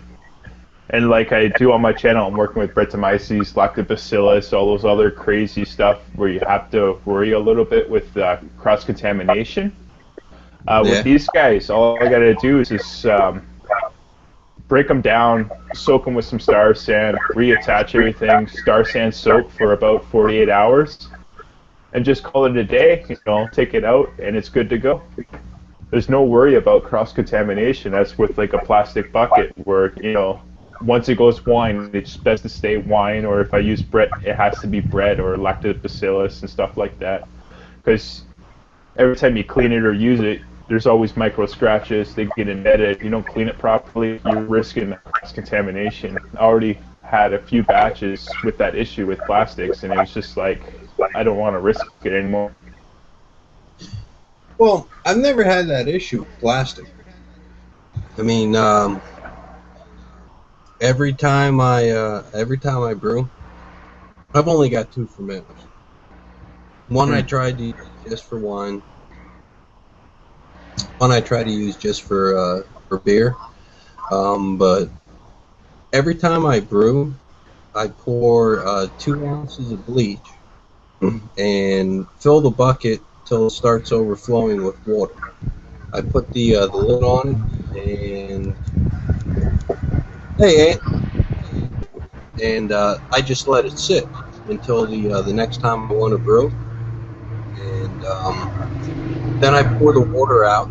I rinse it with a garden hose, you know, until it doesn't smell like bleach anymore. Let it air dry for a day or 2, and then before I put my my brew in it, I sterilize it with Star San. I've never had a problem with the cross contamination. I never tried that. Yeah, the conical fermenters, I think are they're really cool because I mean the true yeast cake, it sits, you know, all the way down at the bottom, and you can tap the beer off of it, and then it's got the nifty valve that you can open up to clean everything out. Oh yeah. Yeah, plus they just look badass in video. That's, yeah. The conical, I'm going to say, there's some touch and go issues with that one. Like everything has its pros and cons, but with the Brewtech conical, unless you got a fridge, there's really no point for that bottom part of the true, unless you're using a yeast that actually fluctuates pretty much down solid. I tried using Conan in that, and Conan, you have to cold crash, sorry, to get it down to the bottom to actually get it out, and it didn't really happen that way. I was getting beer out at the same time. I wasn't too happy. Then I tried it out with a farmhouse yeast strand from like Y Yeast 3711, I believe, and it came out a little bit more better. Well, I think that's just because you're using like goofy yeast strains. I mean, if you were using US-05, US-04, maybe a little Nottingham, that it would work fine. Yeah, like if I would stick to like the typical Chico, maybe, or Nottingham, what's that, in English style, maybe, but the English strands can go a little bit more chunky on the yeast proteins and everything else too, so it all depends on how you practice with it. I haven't done it personally, so I can't really say, but with the Conan, the Belgians and the Halfs, that's all that's really gone through the conical besides the Brettanomyces with the Abbey strand for Northeastern Abbey, East Bay. The next thing going through that conical now will be the Wallyammon. So we'll see how that one goes. But with the brew bucket, I noticed it's really good. Like, and it's cheap. It does the trick. The only downside is that the lid doesn't really properly seal after a while. The springs, they lose their tension. Okay. Yeah, that's in my opinion. Well, you know, the whatever you're fermenting in doesn't really have to be sealed. I mean, beer was made for, you know, literally thousands of years open fermentation. Once the yeast takes hold, you know what I mean? Once it's propagated and grown to its you know, optimum levels, once it started fermenting the beer, whatever gets in the beer, unless it's like some serious bacteria, the yeast is going to attack and consume. So, I mean, completely airtight, I think that's like a modern phrase. I mean, when you're making wine. Lost Bill's audio. Right, when you're making wine and you're using, you know, like fruit wines, the first 24 or 48 hours that you're making a fruit wine, you've only got a cheesecloth over the top of it. And, I mean, that's a lot of time for, you know, wild yeasts and, you know, bacteria or mold or whatever to get into it. It's not until the second racking that it's actually sealed off. So, if if it's not a complete airtight seal, as long as your sanitation is up to par, I really won't worry about it. You know, until you crack it. If you see a spider web on top, well, obviously you have a problem. But I mean, besides that, I mean, fermented beer or wine is fermented beer or wine. Oh yeah, I tried open fermentation with a Hefeweizen. Actually, drinking it right now. The only problem with this one is I screwed up on the recipe or something, and it only went down to about 4% instead of 5%, and it ended up adding too much hops to it. So it's double the IBUs instead of around about 15, it's 30. But I know what you're saying with the yeast, because it's a fungus in itself by its composition or something like that. So once again, they're actually infecting your wort with that. And once it takes over, you're pretty much good, unless you get an aggressive strand of Brettanomyces or a bacteria of Lactobacillus. But if you're under your hops of like 15 IBUs, that's when you got to kind of worry about the souring effect. And Pedicocillus, I believe, I'm not too sure on the alpha hops on everything on that, but as long as you're over 30, I guess you're pretty much good. Well, with yeah, mold, it's alcohol content. Right, and unless you're doing like 100% like Brett beer that doesn't have, you know, like any hop additions whatsoever, I mean, you're pretty much set. Because I mean, you're right. You're effectively infecting the the wine or the beer with the yeast that you're adding, and the reason that they produce the yeast commercially is because they are dominant strains of yeast, and they will. I mean, they will take over, they will dominate, they will, aggressively attack any lesser strain that gets into it.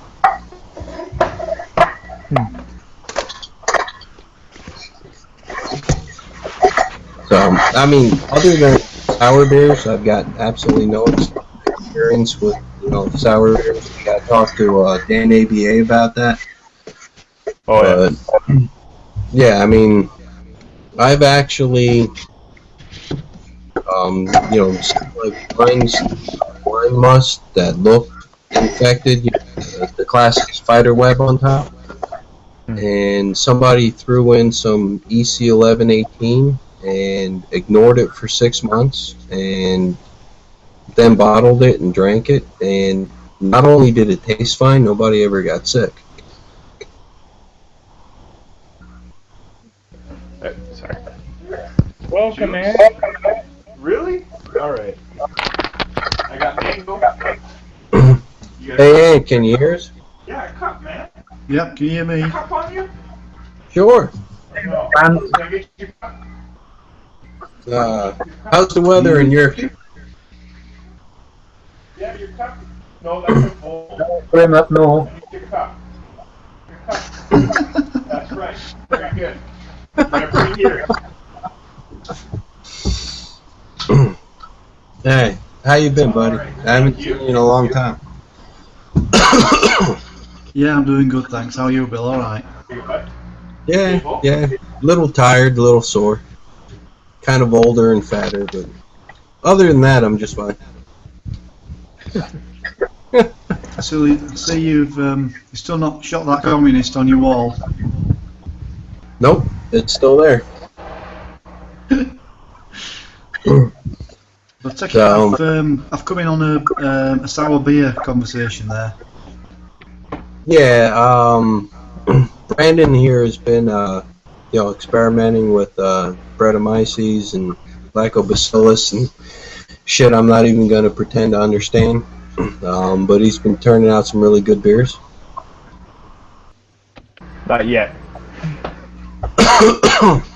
Well, better beers. I've seen them in the Bible, and it's I think you ferment with one particular yeast, and then after certain many 2 weeks or whatever, you put in 3 lots of different Brettanomyces, blah blah blah, whichever they are. I think God, it's a dear do that, £6, which is what, like $10 per sachet. So you're going to be $40 in yeast and the waiting time. But I have utmost respect for people that do it, and there's a real cult following for the sour beers out there. And it's not. I've never ever tasted one, so I can't really comment. Nah, me neither.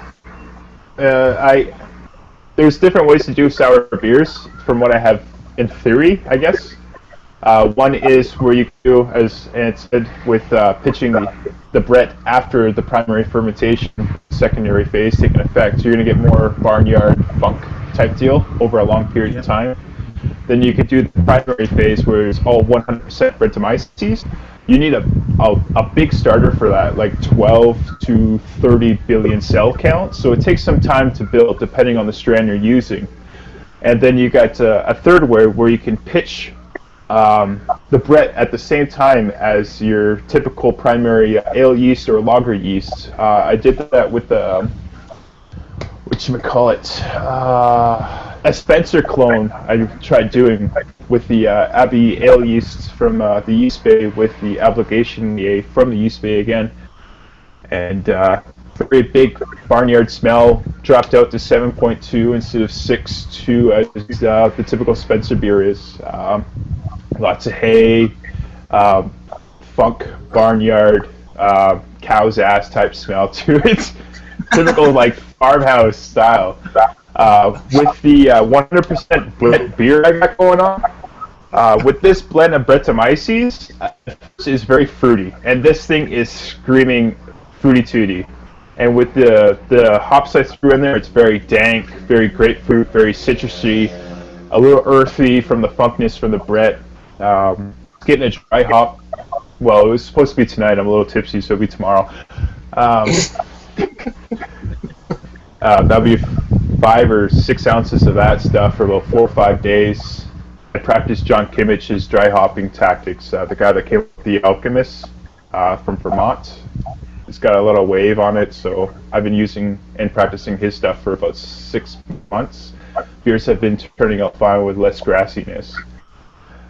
And yeah, I haven't done a secondary long-term aging part with Brettanomyces yet, and I got a Berliner going with Lactobacillus and San Diego Super Yeast from White Labs, and that should be ready in August, late, maybe closer to September.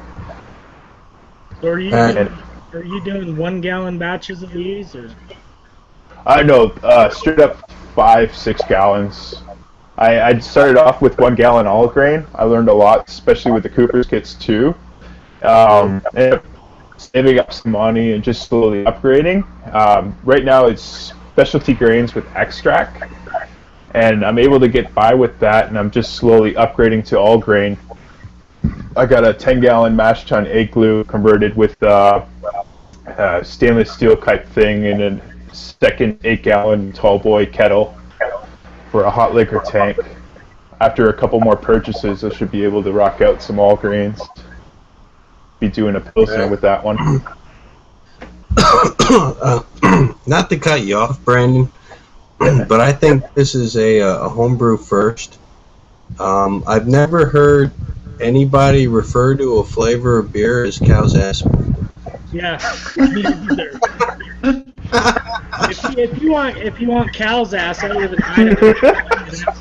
Yeah. Hey, it's the best way I can think of it. Like, you drive by a dairy farm and all you see is like a little bit of shit in the air. I'm not gonna lie, like that's a hintful nose hint behind the hay in the barnyard and a horse blanket. Well, I've got. Like, once we finish this here, I'll switch over the taps. I got it in the keg right now, and I'll just pull off a pint. I'll let you guys know what the latest smell is. I've got a tile for my next homebrew video anyway. Cow's Ass Brewery. That works. I've always been a bit intrigued and quite let's keep this at arm's length where I hear these descriptions of wet horse blanket and farmyard. I'm thinking, well, all the farmyards I smell of cow shit, so you've hit the nail on the head there. I'm not drinking cow shit beer. Mine are bad enough already. Yeah, I don't know. I mean, if you're getting like cow's ass off your beer, I'd probably lay off the Brettanomyces. So, Well- short of Brandon, has anyone ever tasted a sour beer? Yeah. Yeah. Oh. Nah, I never have. I have A good one. salad. I have one that I bought when I was on my trip. I haven't cracked it open yet, but I'm looking forward to trying it just to see what this new craze is all about. Oh, it's definitely a craze, isn't it? There's lots of people at it. Yeah. Yeah. Brettanomyces is not really a souring agent to it. It's the lactobacillus that actually creates the souring. Well, sour beers, like anything else, I think is a acquired taste. You know what I mean? It's something you like or you don't, or you could like train yourself to like it over time. Does anybody know what a lambic or a lambrot type beer is? That's what I've Yeah. got. A lambic, yeah. Lactobacillus. Lindemans, isn't it? I Yeah, haven't tasted it yet, but we'll find out. I've had the smaller version of that, Lindemans Creek. What do you think of it, Clive? I don't mind it because obviously it's a fruit one, so you're still getting a lot of the fruit notes. It's just- And I talked to Dan ABA about it, and he says it's not really a good example of a sour beer. He says they put too much not fruit. sour. No.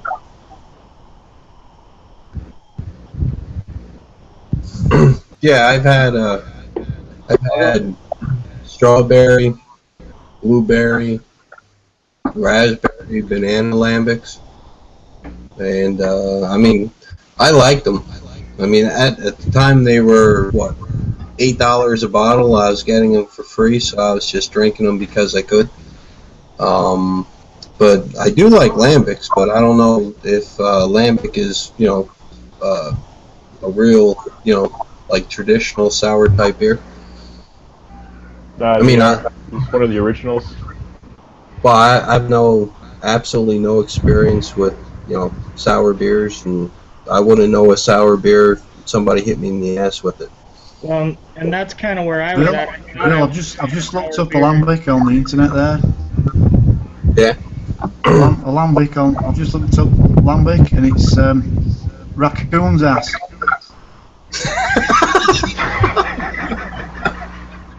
I was going to say badger's ass, but you don't know what badger is. Oh, so it's a bit musky and striped.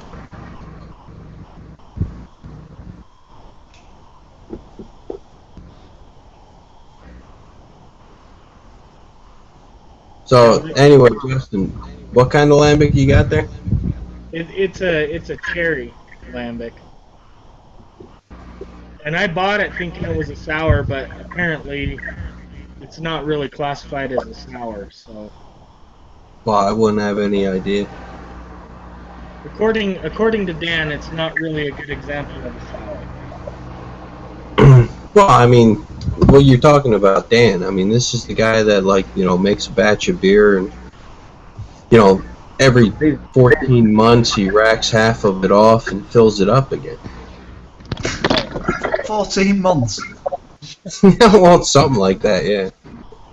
I mean, that guy's got the same yeast cake sitting on the top of a beer for the last 5 years. I mean, every 6 months he takes half of it off, kegs it, and then fills it up, and 6 months later he repeats the process. I mean, he knows more about sour beers than anybody that I personally know. What is it that you got there, Clive? That's the Cantillon. That's a lambic beer. That's a lambic. Yeah, it's mixed. All right, so what exactly is a lambic anyway? Roasted beans is obtained by fermenting fresh raspberry in 2-year-old lambic beer. Can't read the rest of it. Just stick it on. The label worn off, it's that old. Fire damaged. Well, yeah, but what makes a beer a lambic? I mean, how's it fermented? What kind of yeast do they use? The lambic's white over wild yeast. A lot of the Belgians, they don't actually cook the yeast, they just don't clean the brewery. No. Wait for spontaneous fermentation by stuff that's floating around in the brewery. The cow's ass.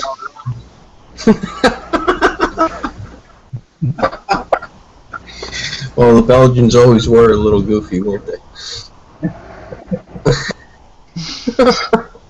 I mean, being a bit more seriously now, Bill. The only time I've had the spider's web was on the original Black Sheep trilogy where I had an infected beer, and that was it. I thought, oh, this is strange. First time I come across it, and I wanted to actually taste it and thought this is a strange sort of metallic taste, and then actually looked up. You could find photos on the internet of the various infections you get, and one of them was that. But funnily enough, my sort of drip tray that I have in the cellar, which is basically a bucket, after a while the stale beer sometimes gets that real fine sort of misty grey, like you say, spider's web over the top, which obviously has been infected due to being out in the air. So I don't know why and how it got infected, because it had been sealed from the start, but obviously something got in there. well, I mean, regardless of how religious you are with the sanitation and infection, it's not. I'm an atheist. Well, it's not a question of if; it's a question of when. I mean, every home brewer at some point in time is going to have an infected brew. I mean, it is what it is. I mean, we're making beer, and there's a lot of things that touch the beer. I mean, if you're doing all grain, you've got boil pots, and kettles, and coolers, and lines, and buckets and just the whole general atmosphere. It could be a high pollen count day. Yeah, true. It's just uh, for a home brewer to have an infected brew once in a while. I mean, that's only natural. If you've got it all the time, then there's a problem, right? I mean, now the Belgians is goofy because they just leave the shit sit out for whatever gets in it gets in it. Oh, go ahead.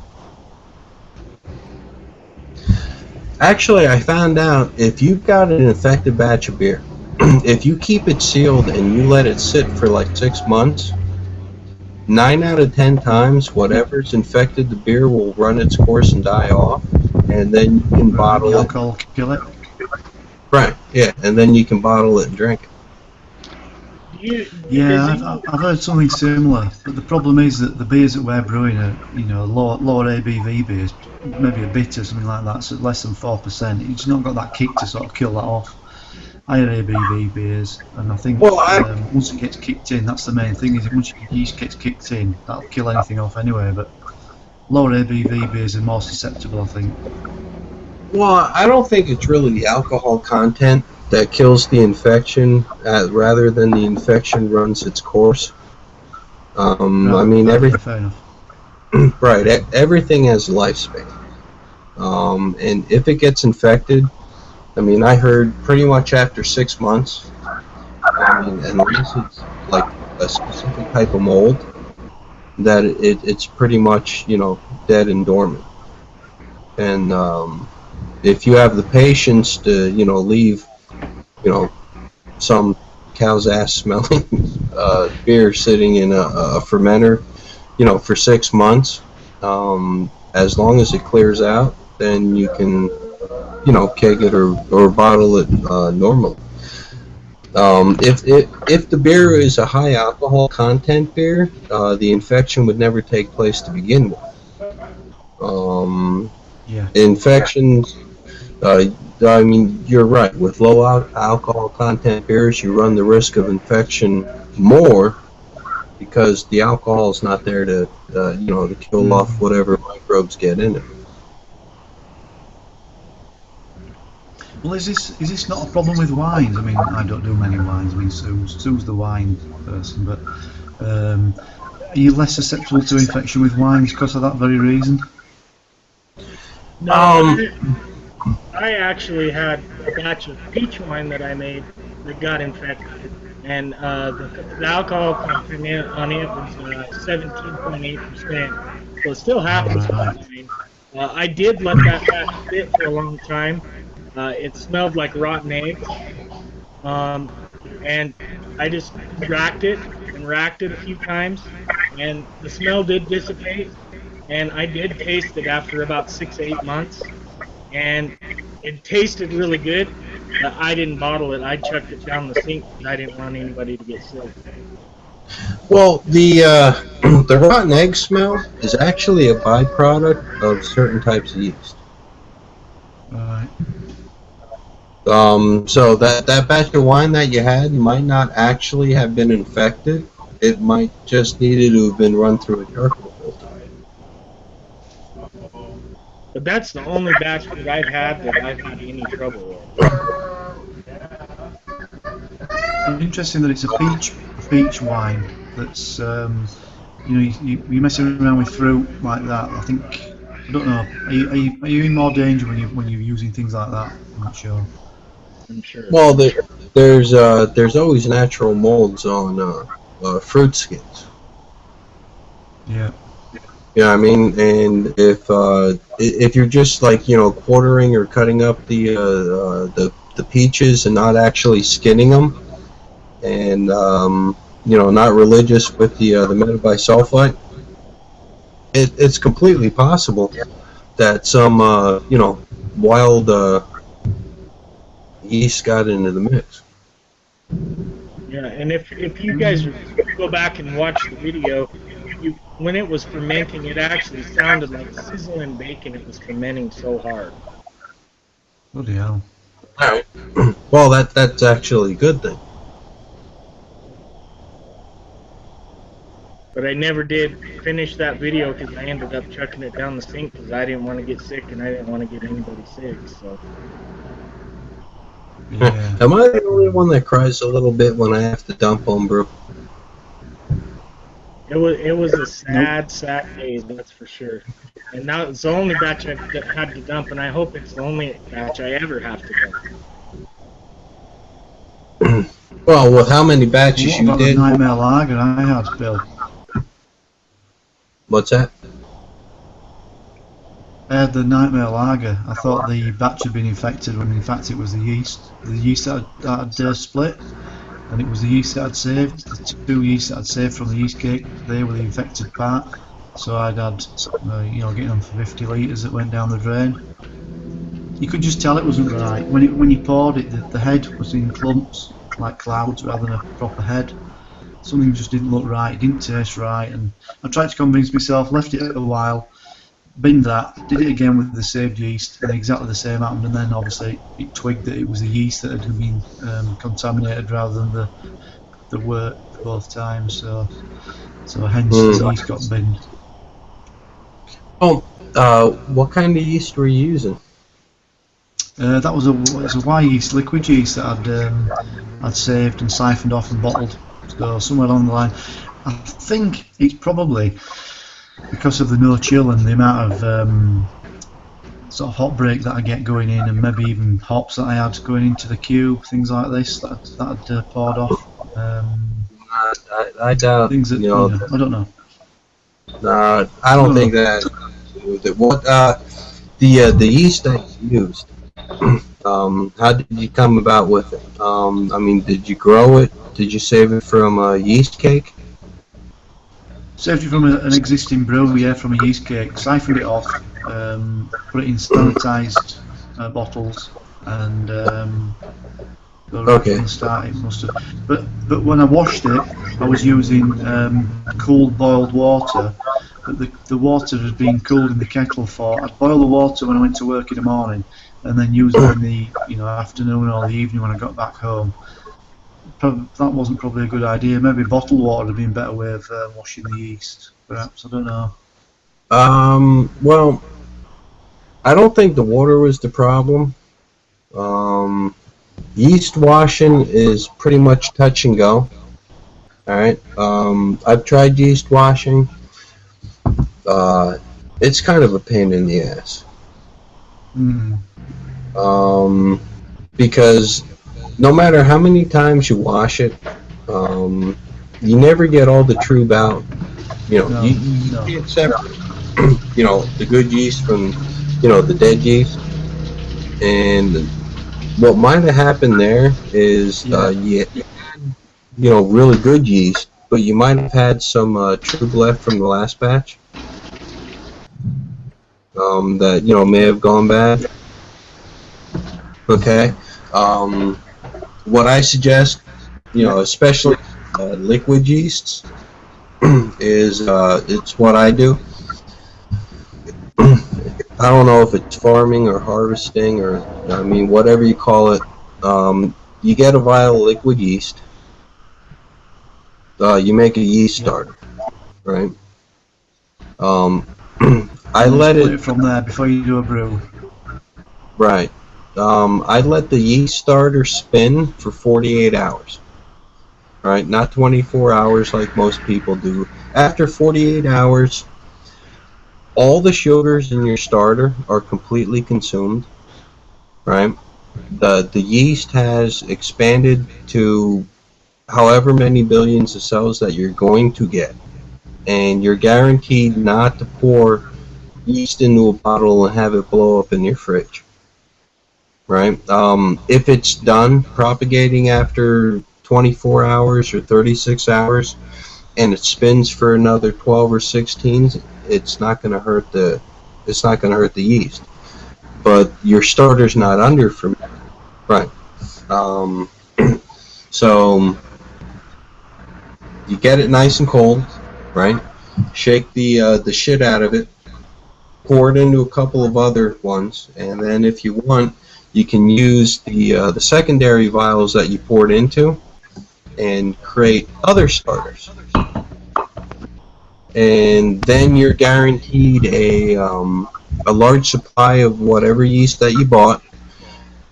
It's first generation yeast or second generation.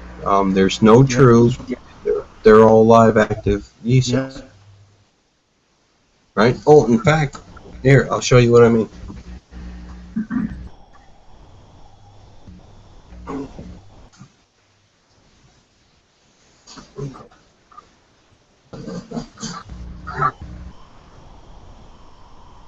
Alright. Sorry, guys.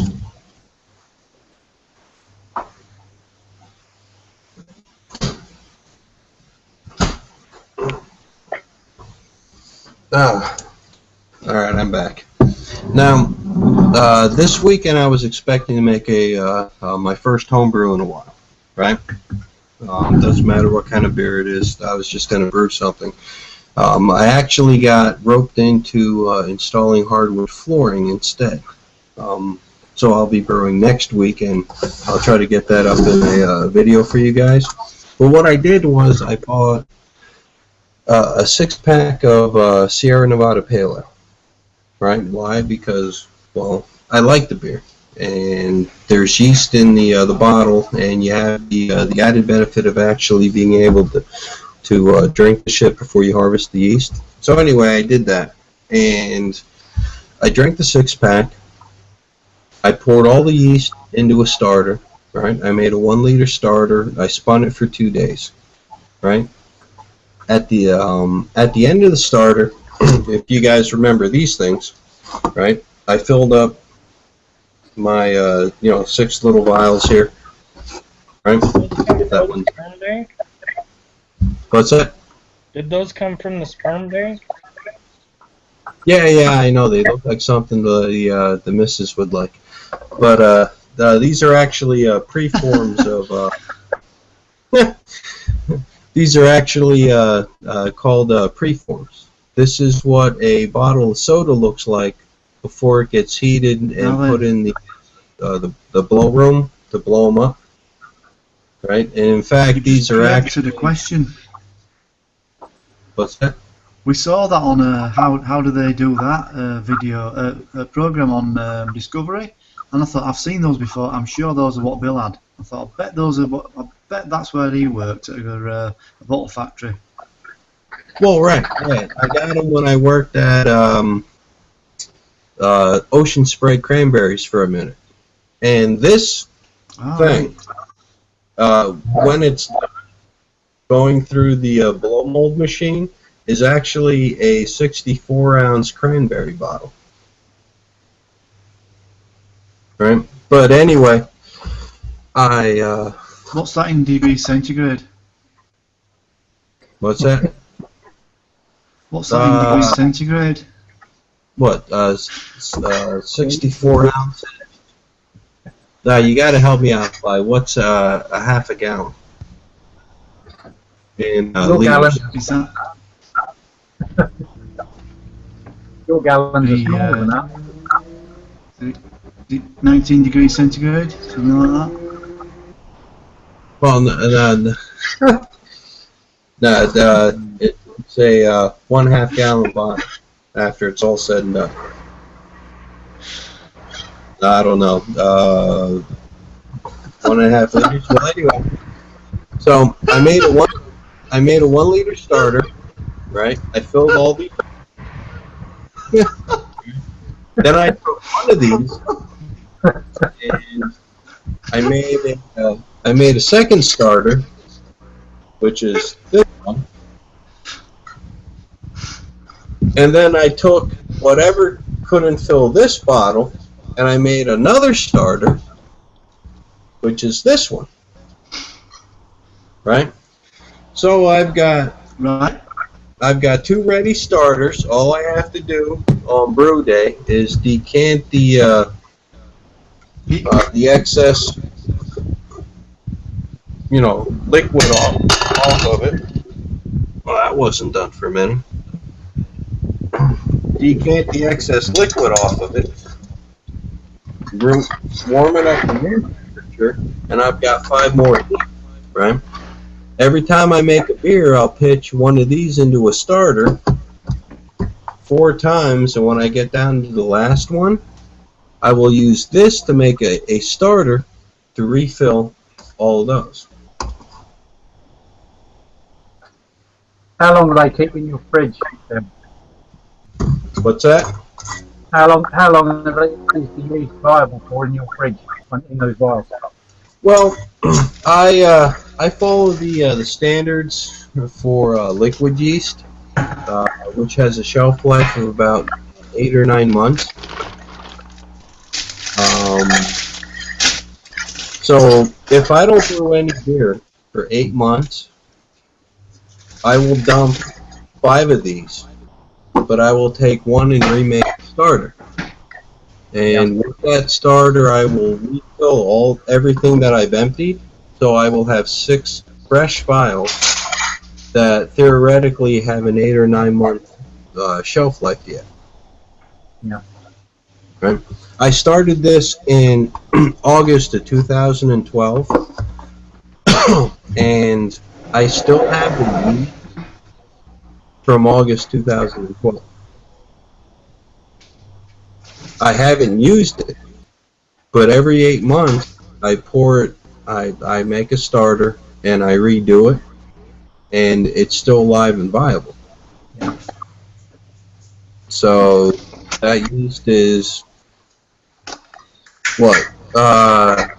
almost 12, 13, 14, almost 3 years old, and on the 7th or 8th generation, and in a pinch I could throw that yeast into a beer and it would ferment it.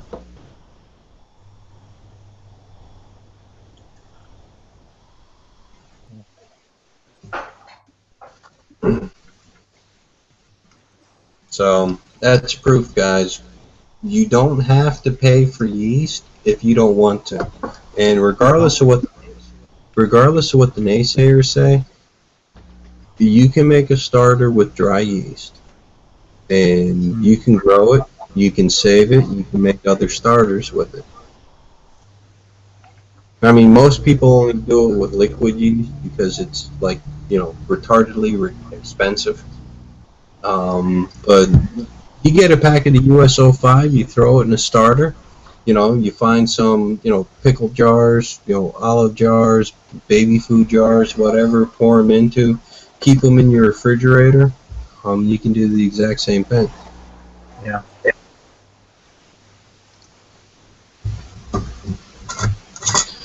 The only downside is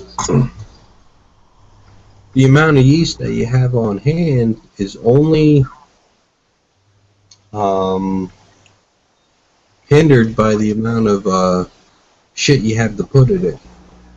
Right? Like I've got, these 6 little tiny vials, and I've got 2 mason jars. Now, these mason jars have enough yeast to, pitch into, a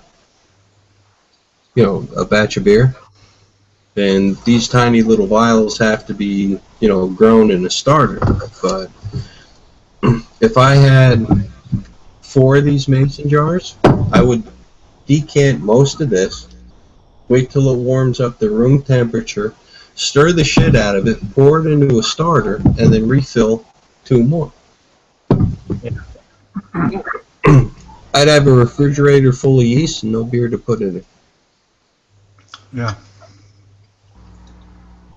Now, using the yeast cake and a method of slopping back, right? That was real big with the American moonshiners, because time was an essence, and they would draw off, whatever vessel they were fermenting in, put it into the stills, and then they would dump shit back into the vessel to ferment while they were distilling. So when whatever they were distilling was shot, they could drain it off and refill it with newly fermented, beer, wort, whatever they call it. Slopping back works extremely well. It's probably the best method you have of reusing yeast, as long as you reuse it absolutely immediately and you do the same type of beer.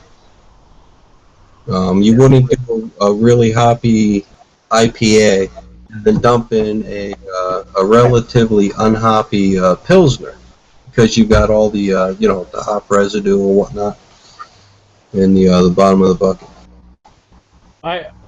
I have used that slopping back method in winemaking, and it works great. But like you said, it does carry some of the characteristics from one to the next. Oh yeah, I mean with winemaking, it's like a perfect technique,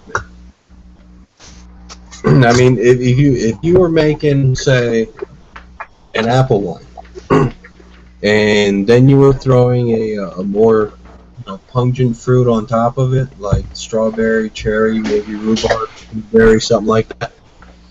That would work, but to reverse it, to go from, like, say, a cherry wine to an apple wine, you would still get, cherry wine characteristics, which would actually probably make the wine a whole lot better. But when you slop back, there are always characteristics of what used to be in the bucket and what is actually now in the bucket. Right. And I use it for when I make skeeter pea, which is made out of lemon juice. So you have to have a good viable yeast to start in the because it's so acidic. So you use the slop back method because you already have a good solid yeast to get that one fermenting. Right. Now, when you make skeeter pea, there's a technique that Trinity Homebrew. I mean, I don't know if he invented it or whatnot, but I saw in one of his videos for making mead that you could probably use, because skeeter pea is a low nutrient type of wine for the fermentation, so to speak, and so is mead or honey wine. And what he does is he adds a certain amount of the honey, and then yeast, nutrient, and energizer,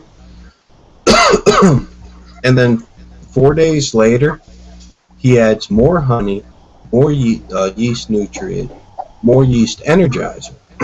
4 days after that he does it again. Well, anyway,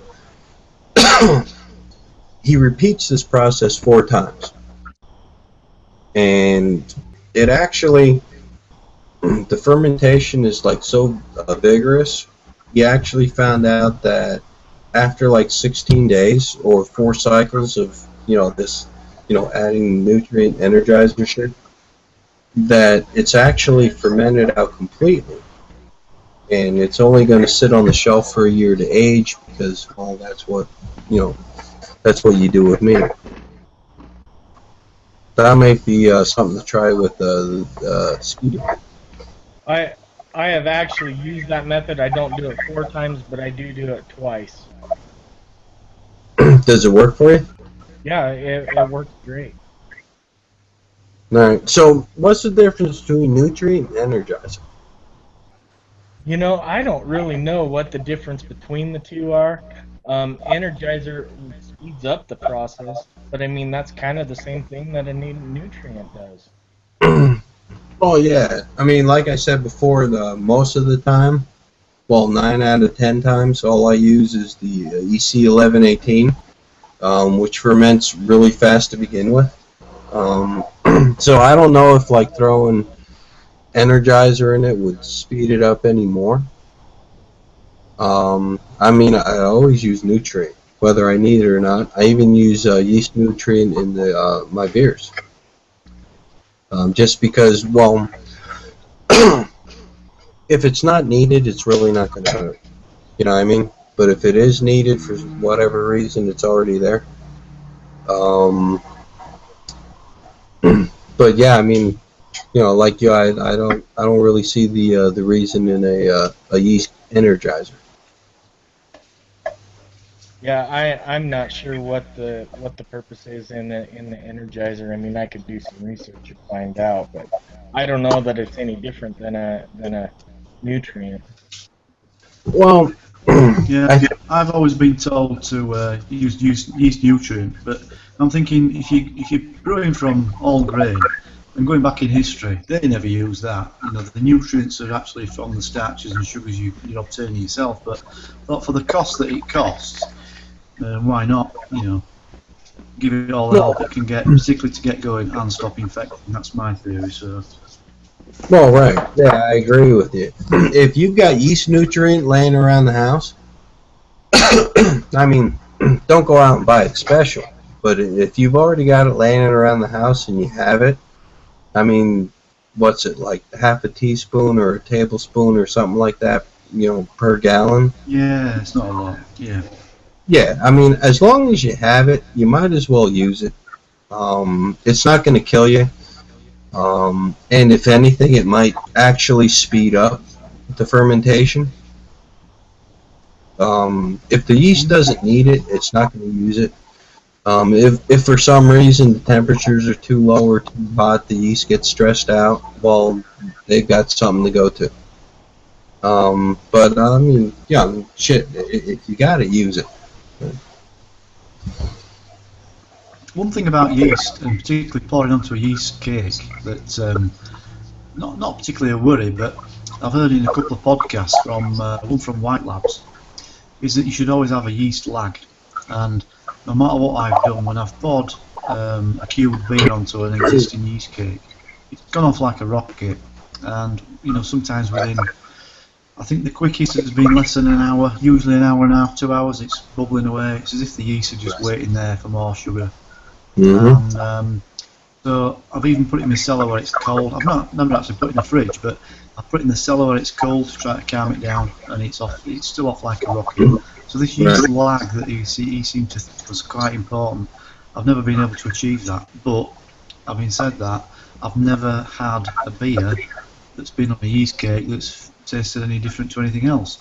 If anything, it's always fermented down maybe a couple of points less or 1 point less. You know, it's really, you know, the amount of yeast you've got there is eating absolutely every last, you know, drop of sugar that's in the wort. So, Right. discuss. Well, yeast lag is created by a lack of the necessary yeast cells. I mean, the yeast is an organism, and it's simple. You know, it's one cell, but it's got a job to do and knows what it has to do. And when you pitch a little sachet of yeast or a vial of yeast into a beer, there's going to be a certain amount of time where it's going to have to. Well, first of all, it has to wake up, and then it takes, stock of its surroundings, and it realizes how much sugar is in its environment, and then it realizes how much of it needs to take care of the sugars in its environment. The lag time is actually the yeast multiplying to the proper amount it needs to consume the sugar, which is why people make starters, right? I mean, you've got a vial with 75,000, or 75 billion yeast cells, but you need 235 billion yeast cells for the particular beer that you're making. You can make a starter, which speeds up the fermentation, or you can pitch the vial into the beer, and you won't see any activity for 24 hours.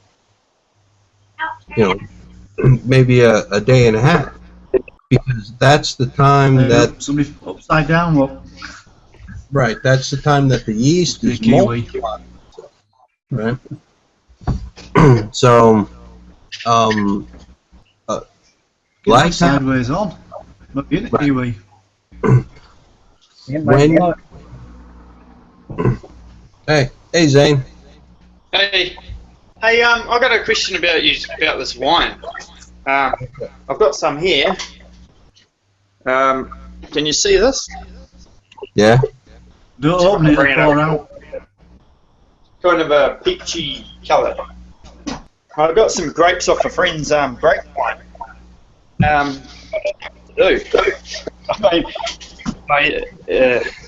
I can only give you metric measurements, but it was 2.5 kilos of grapes, and I think that's about 4 pounds, is it? And grapes, and then I used 1.5 kilos of sugar. So I guess that's about 3 pounds or 2.5 pounds or something. Yeah. I haven't done much to it since. I haven't degassed it or anything, but how do I go about degassing it without using fancy tools? Shake the shit out of it since it's in a gallon jug. Yeah, I've got some in a gallon jug and I've got some in PET bottles. It was about 10 litres. But I'm sorry, Mr. Ducky Brew. You failed your audition for University Challenge.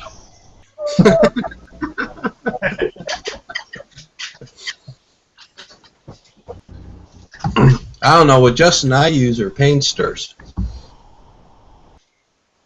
Yeah, I mean, like you said, it being in a gallon jug, I'd just shake it and, lift the lid off to let the gas out. Yeah. Yep. So how often do you have to shake it? Until it stops bubbling. Yeah, you shake the shit out of it for a long time. Alrighty. Well, I'm sure that's Morse code. well, the added bonus is whatever foams out over the top of the bottle, you get to drink. Or you could do what I'd do: find a girl that has big boobs and have her shake it for you.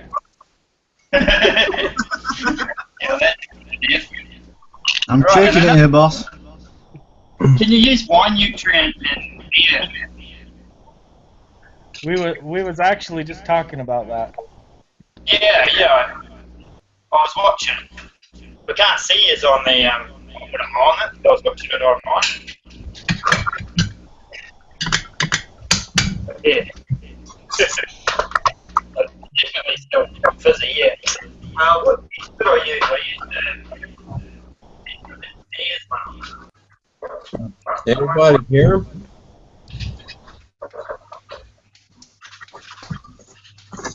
Easy. Oh, well, yeah. But anyway, you that nutrient. So is there a difference between one nutrient and air nutrient?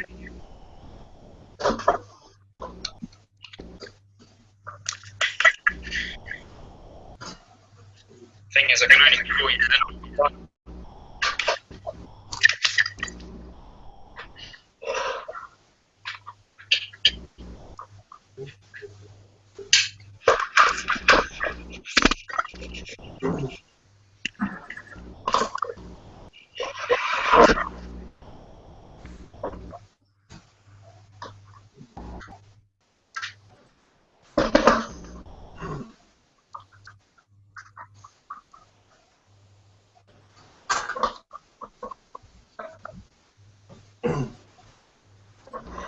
Yeah, there's still different carbonation.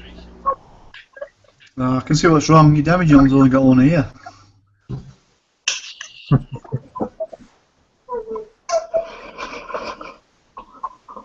Basically, just sort of shake the shit out of it. Must be an easy way. What about one of those dough?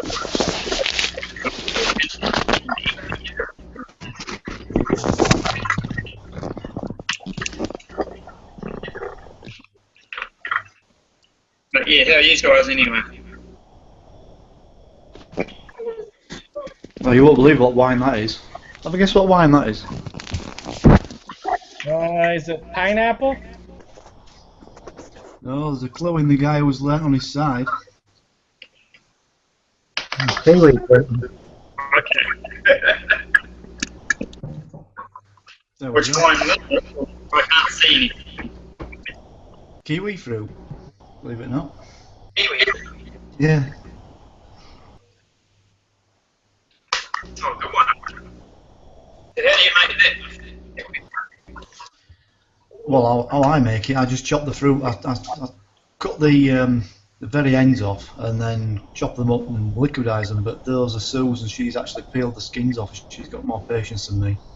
That's why it's a little bit paler than mine. Mine's a bit darker because I put the skins in as well. Oh, okay. But do you get it from here, or where do they come from? You know? Where'd they get it from? Morrison. I brought them back from a holiday. Rotorua. It's got a bit of an eggy, a bit of an eggy tang to it, but New Zealand joke for you.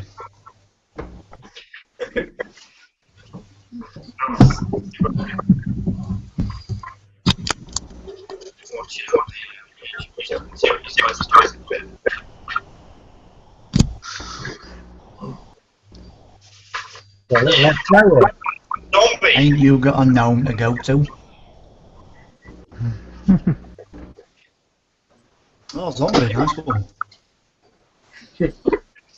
Oh God, man. There's your Kiwi zombie down here. I mean, your zombie.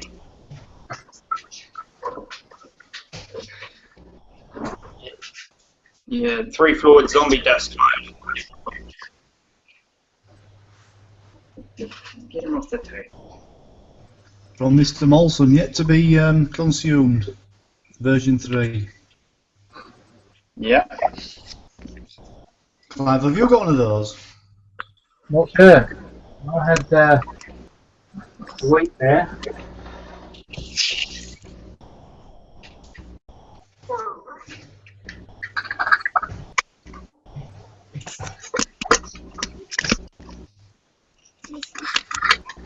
The rhubarb. Yeah, zombie Yeah, meat. the rhubarb beer. The rhubarb beer that I reviewed has had a massive amount of response. We're interested in that. You know, miles more than a normal beer review. Really has stimulated people to comment and be interested in it. Yeah. I've got the Bitburger there, mate. The rhubarb, that's quite sweet. Well, the first version he sent was very sweet. It was almost like a cider, sort of a fruit drink. But these two have been a little bit more, not acidic, but a bit more beer-like, if you like. So, but Yeah. very nice.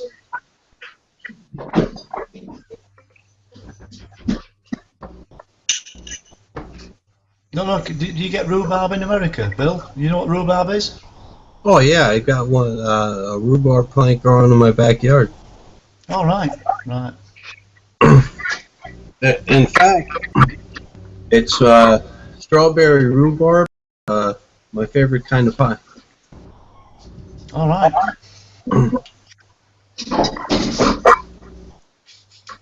Never thought about making beer out of it though, but makes one hell of a dessert.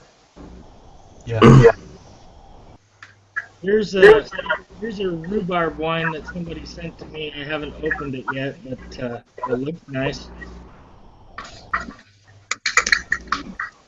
Well, rhubarb's pretty tart. Yeah.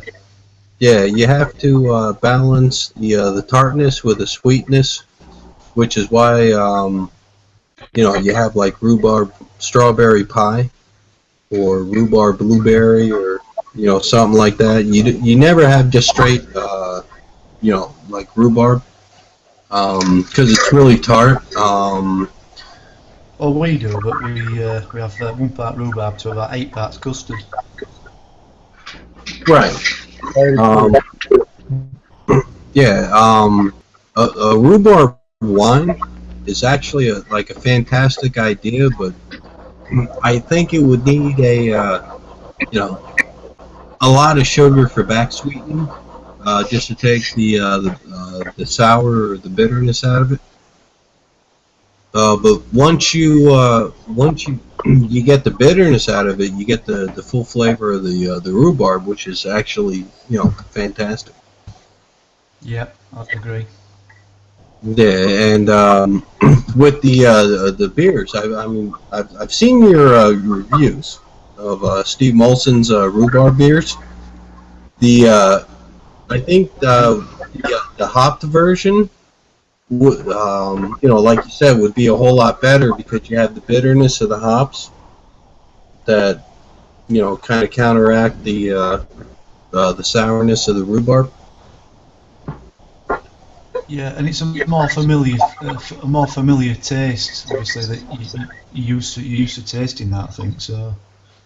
Right.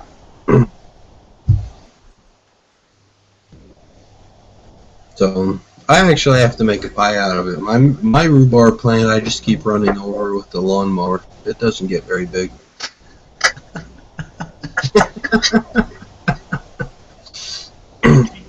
Making you like yard work like you like painting.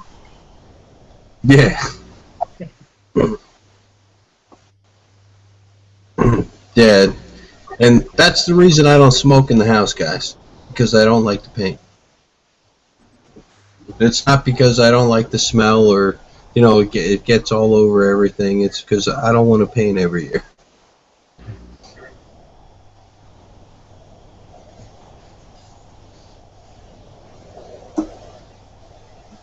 Just put a brighter bulb in, Bill. What's that? Just put a brighter bulb in. Yeah, I've got 100 watts in there now, but I mean, every once in a while I do have to wipe the globes off. You want one of those things they use on the motorways on a night. Those arc lights.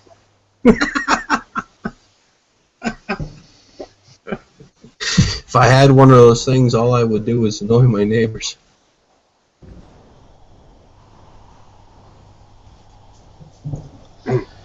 Right, fellas, it's my bedtime. Been lovely chatting. I'll catch you again next time. Hey, cheers, Ed. Cheers, Ann.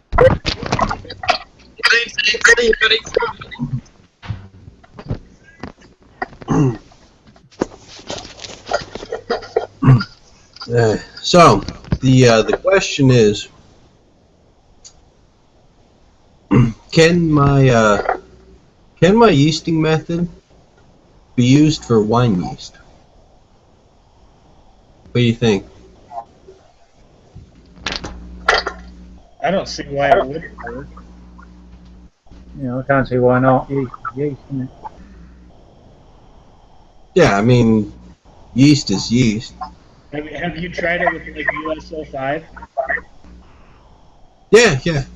I've tried it with US-05, which was actually the yeast that I started with, and the one I've had since August of 2012. I've done it with 1056 Y yeast. I've done it with the yeast strain that I pulled from Sierra Nevada Pale Ale bottles, which I hear is about as close to 1056 as you can get. It's not exactly. It attenuates a whole lot lower, but they're a large commercial company, and they can get shit that you and I as home brewers can't get. Basically, it's 1056, but instead of attenuating to 75, 76%, it attenuates to 81, 85%.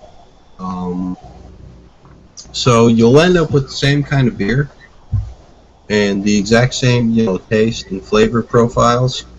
But if you use the Sierra Nevada Pale Ale yeast from the bottles, what you end up with is a stronger beer overall.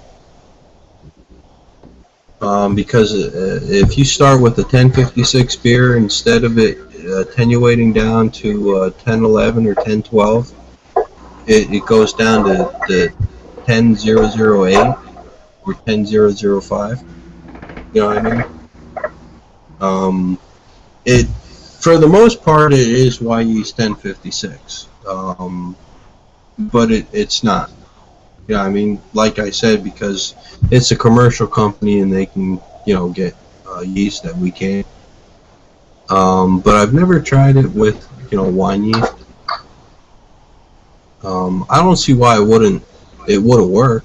I mean, you get, Red Start, Monochet, throw it in, say, an apple juice starter, grape juice starter, or just, a sugar wash starter. Grow the shit up, you know, put it in, whatever jars you happen to have on hand, keep it in your fridge, and then, if you're brewing, say, a blueberry pomegranate wine,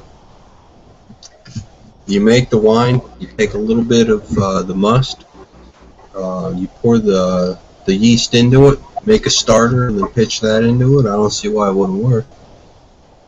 Yeah, I don't see why it wouldn't work either. I mean, sounds like a big pain in the ass to me. But Well, the it takes a little more time, but the whole concept is never having to actually buy yeast ever again. So like you buy a packet of yeast and you make a starter, and then you break it up into 5 or 6 different things, right? And then every time you brew, you take one of those 5 or 6 different things and you make another starter. Pour that into your beer or your wine, right? And then when you get down to the very last jar that you have, you use that, make another starter, and fill everything else that you have.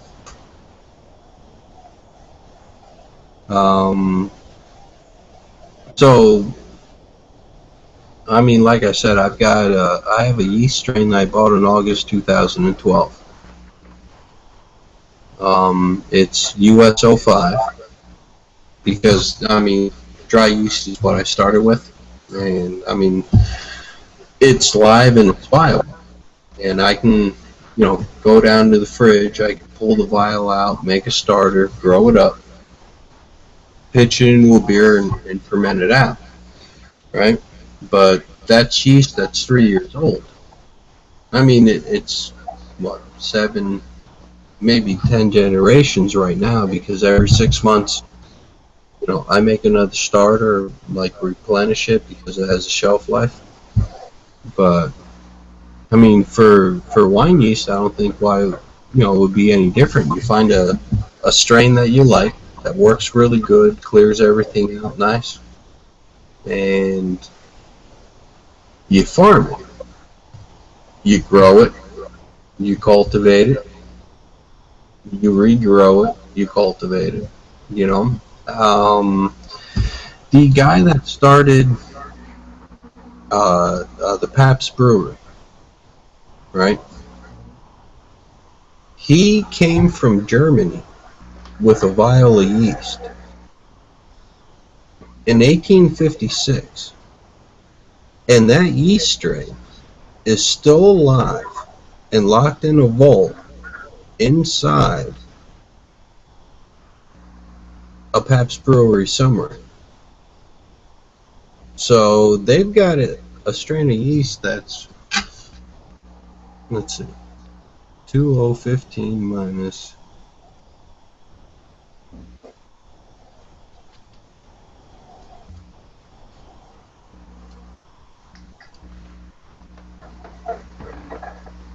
159 years old. And that's the yeast that they use to make Pabst Blue Ribbon. And it's 159 years old. You know what I mean? So, I mean, it can be done. And if you take a little extra time, a little extra effort, and you only ever have to buy yeast once. It's a living, breathing organism, and once it gets cold, it goes dormant. it goes to sleep. Make a starter, split it up, put all of them in the fridge, they go to sleep, right? You pull them out of the fridge, you give them 2-3 hours to warm up to room temperature, pitch it in another starter, right? Which you really don't have to do, but it just makes, whatever you're fermenting happen a whole lot faster. Because like Ant was saying, there's a lag time, right? You take a little baby food jar and whatever yeast is in it, shake it up, pitch it in your beer or wine, and you're not going to see anything for 24 hours, and then it'll start fermenting. But if you take that, you make a yeast starter out of it, well, then it's going to start fermenting within an hour or two. Right? So the secondary yeast starters is really, secondary. But, I mean, you can grow and cultivate and farm any kind of yeast. Brandon, I don't know if it works for Brettanomyces. I don't see why it wouldn't. I mean, that might be, I do know with Brettanomyces that if you rack off a beer and you dump fresh wort onto the yeast cake, you end up with a more sour beer.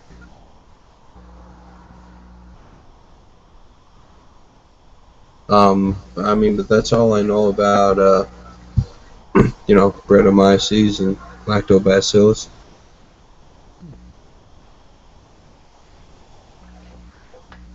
I don't know that much either. All I know is Brettanomyces doesn't really cause the souring effect of beer. Yeah, it's the like Lactobacillus, yeah, and the Pediococcus. Brett mainly is a wild yeast that creates the pedicle on top, like the spider webbing and everything. yeah. Gives off flavors depending on how much is in it and everything else. So you can get the fruity things, or you can get the barnyard, depending on how long it sits to the pitch rate and everything else. Like that golden triangle with the IBUs to the alcohol content of a beer. Yeah, the whole the cow's ass type thing. I actually pulled off a sample. The cow's ass stuff, it's gone. More horseshit, man. It's more.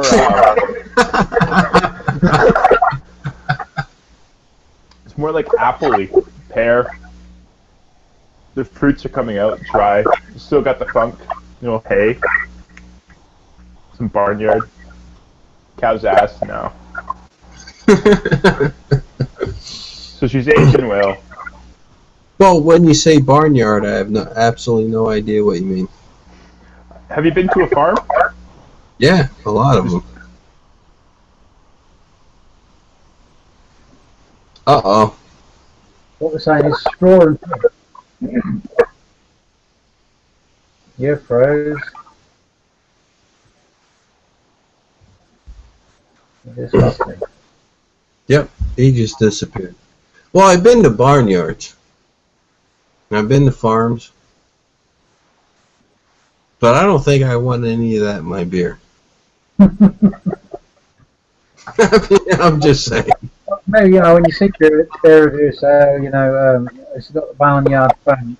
For me, yeah, it is horse stable. The smell of piss and straw. Yeah, chicken shit.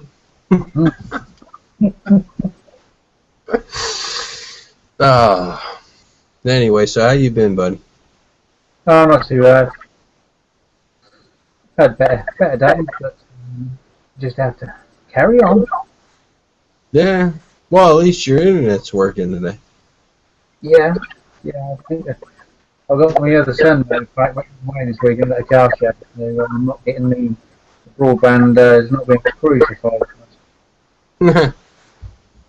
Nah. So how many brew sheds do you have now? What are you up to, like 8 or 9, or? There's 11 sheds in total. Jesus Christ. Hey, yeah, you ever think about just linking them all together and cutting like doorways? Well, I'd just, not to me, I'd put a canopy over the entire garden, or just sell the house and move into a warehouse. Oh, there you go. Oh, So it's got to the point where the brew shed is no longer big enough. Alright. Has brew equipment and brewing it. what, the brew shed's not big enough? No, not for all the equipment. Back here is West. Conical fermenter there, cases of beer, and 4 boxes full of gent grains and airlocks, all the sort of usual crap you end up collecting. Yeah. You always tend to end up with more airlocks than you need. Hmm. I don't really know. We have someone used to come into the shop and literally they buy a new airlock and then every time they come in just have something to buy and you think, well, wash them. Well, they throw them away after every batch.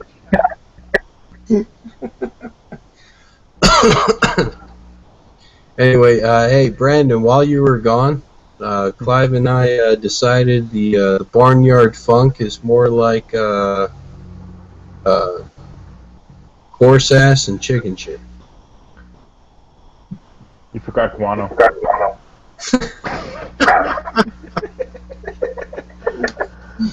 It has become, I'll send you No, a no. bottle, man. is that a light None of which I actually think I want in a beer. They're different. I'll tell you that one. But Well, there's nothing wrong with this one. Well, I can see, like hay and grassy notes. But cow's ass, horse shit.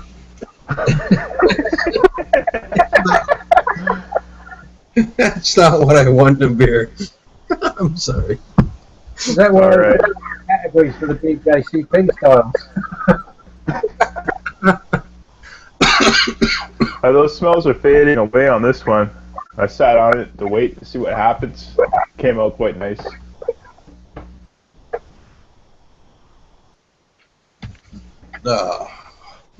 Alright, so, Brandon, Yeah. you're using, Brettanomyces and Lactobacillus. Is there any difference in the fermentation time from, say, a normal yeast? Lactobacillus doesn't really ferment as typical Saccharomyces or Brettanomyces, sorry. It just generates pH lowering and a little bit of sugar eating. If you want to do 100% Lactobacillus, I think it's between 4 to 6 weeks. Don't quote me on it. I haven't done it yet.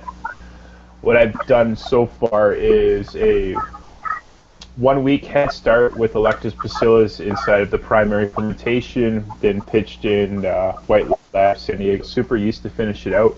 And that's sitting in the keg right now as a Berliner Weiss. I'll be doing a souring kettle soon for about 2-3 days at most. Then I'll be boiling that to kill off the Lactobacillus and pitching with Brettanomyces to get that Sour Patch type beer.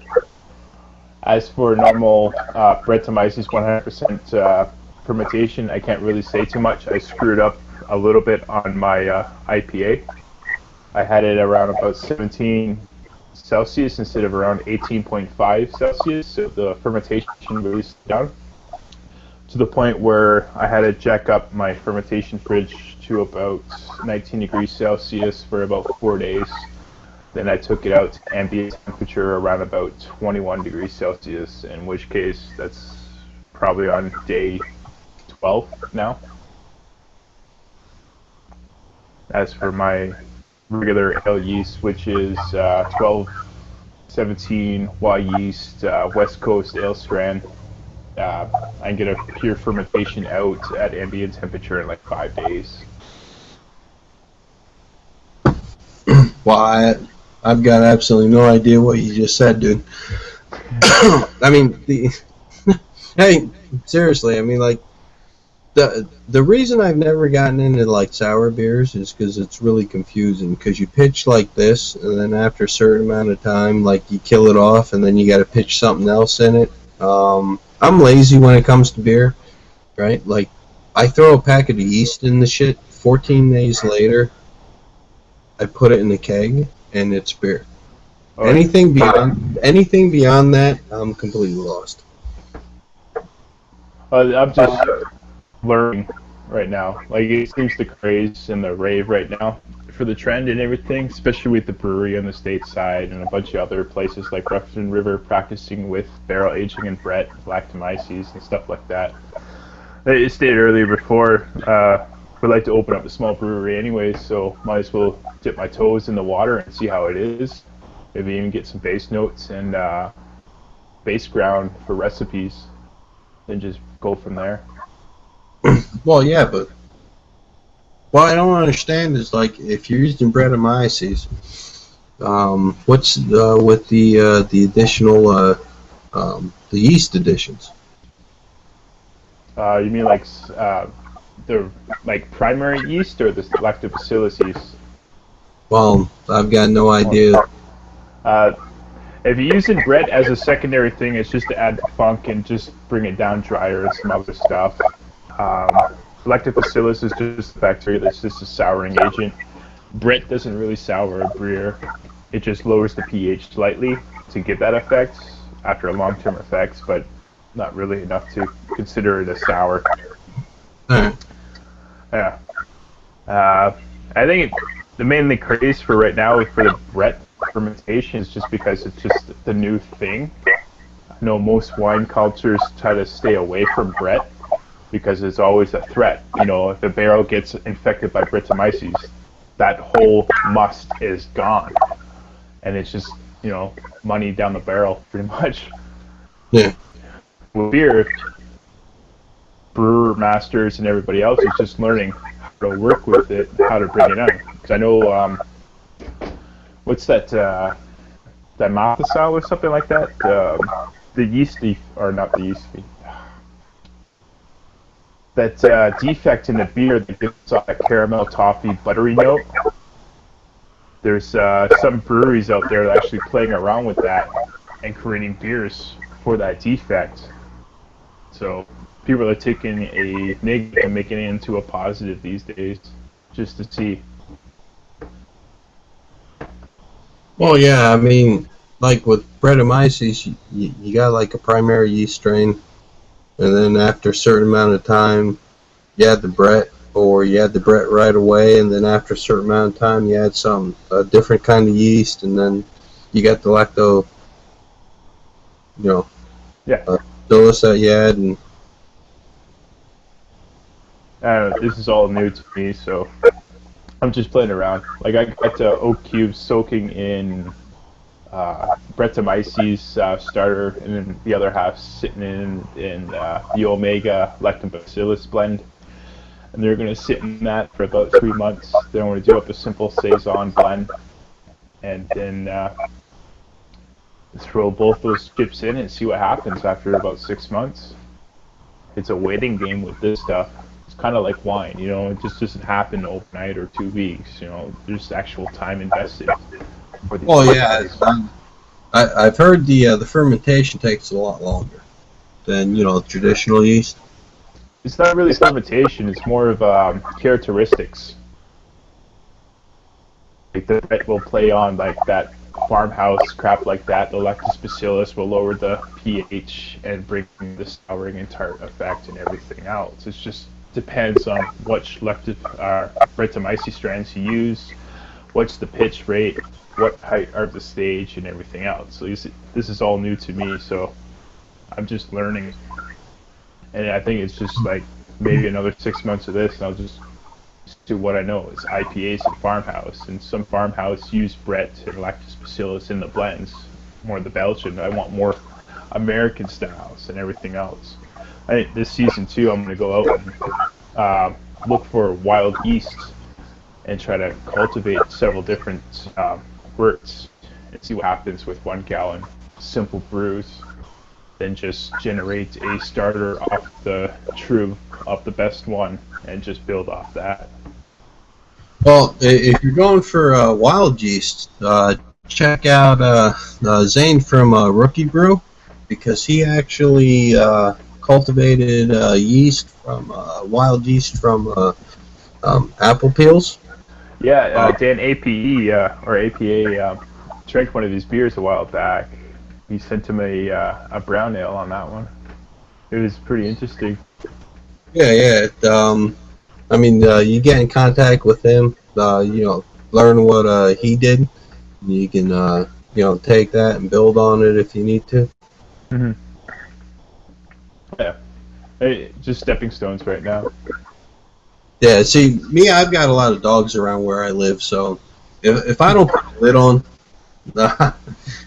whatever I'm brewing, I'm figuring whatever's going to get into it's probably going to have like a funky dog's ass smell to it anyway. Go ahead.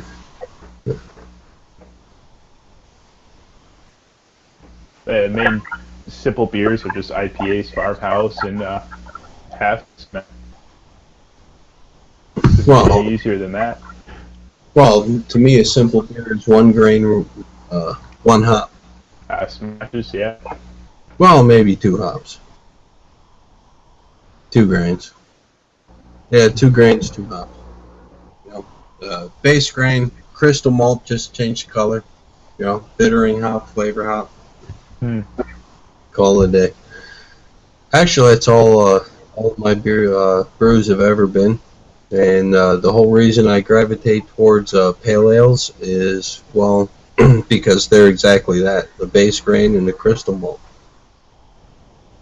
Oh, yeah. You need to add a little bit more crystal, too, to get more of the English-style notes of the sweetness and the toffee and the caramel. Well, a lot of the notes depend on what kind of yeast that you use. I mean, I play around with basically the same grain bill. For an 18-liter batch, I use 9 pounds of 2-row. And I'll switch up between 1 pound of Crystal 40, 60, 80, 120, 150.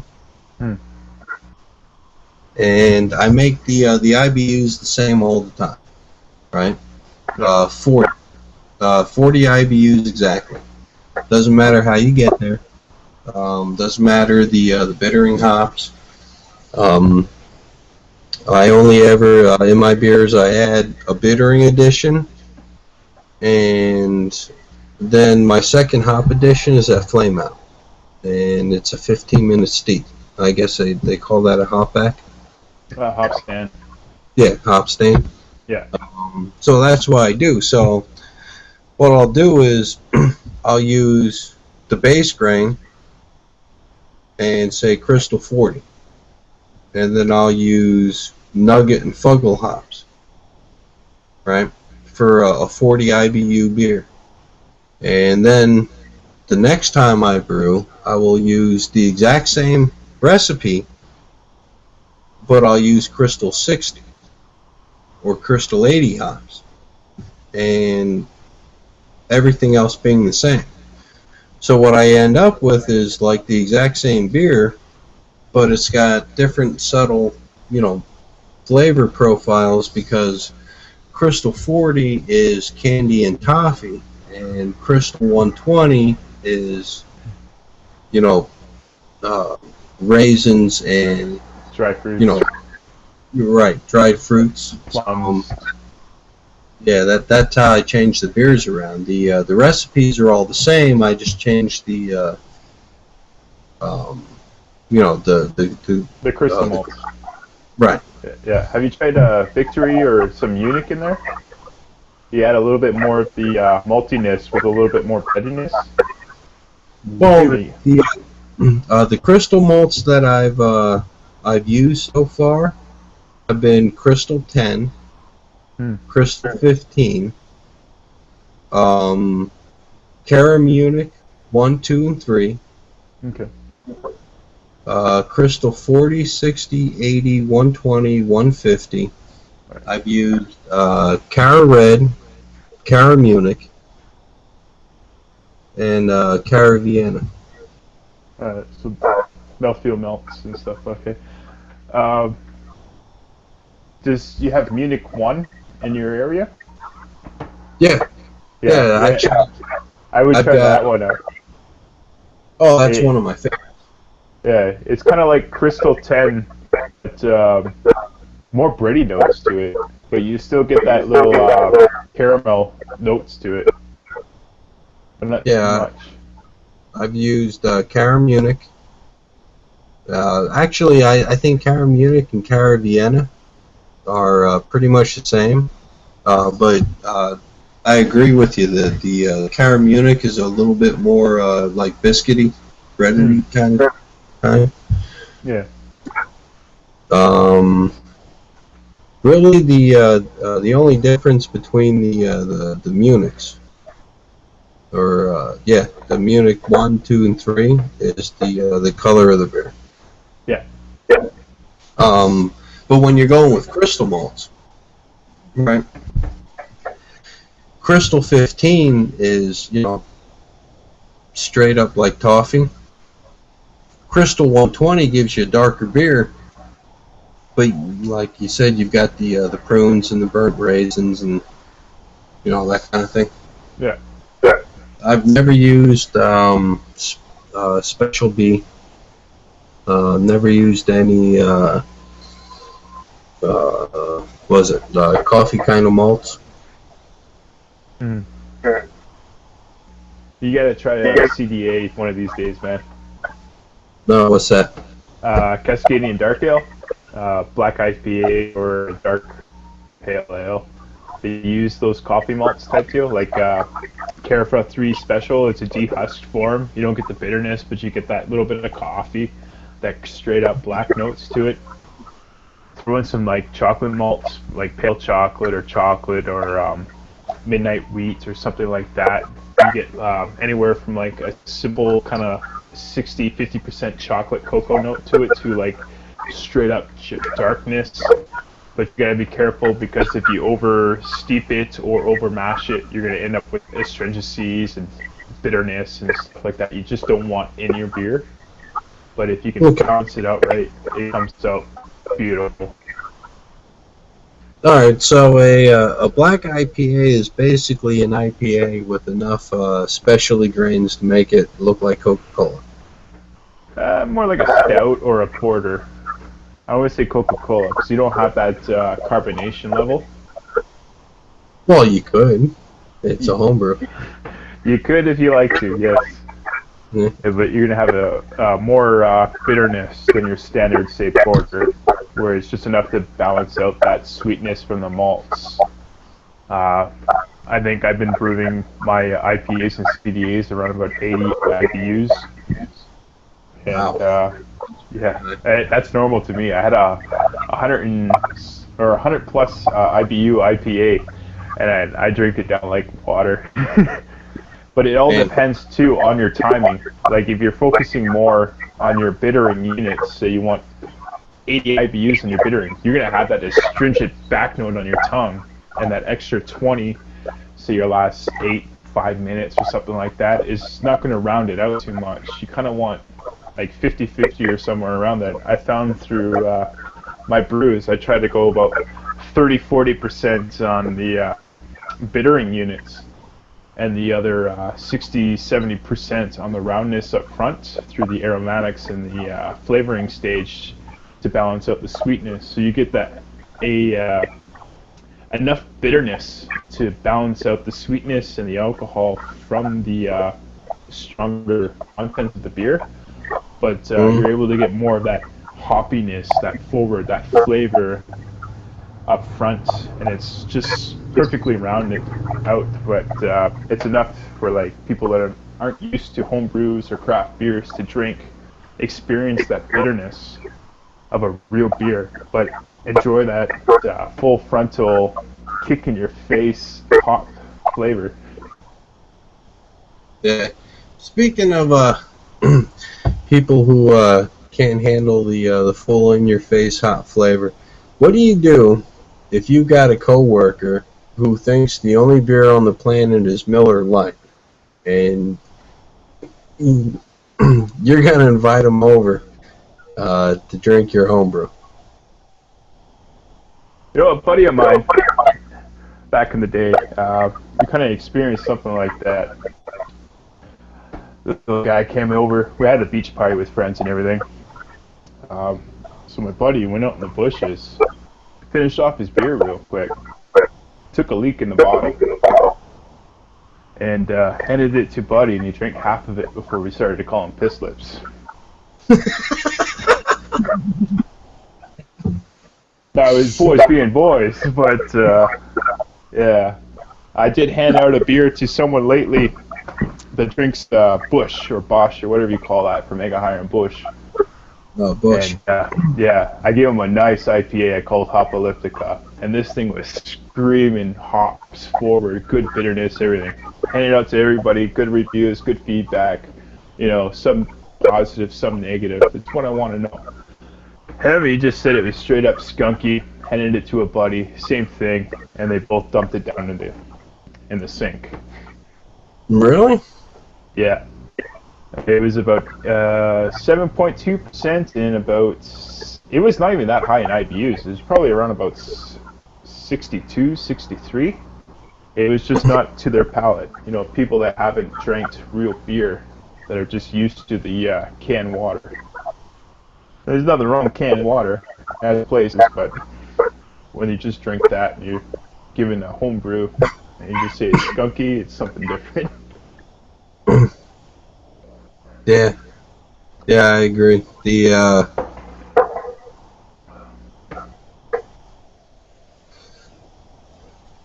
The macro beers, they don't have any flavor or taste because, I mean, everything's about money, right? They're making beer, they want to maximize profit. And if 40% of their alcohol has to come from, you know, rice syrup or corn sugar instead of grain, well, they're going to do it.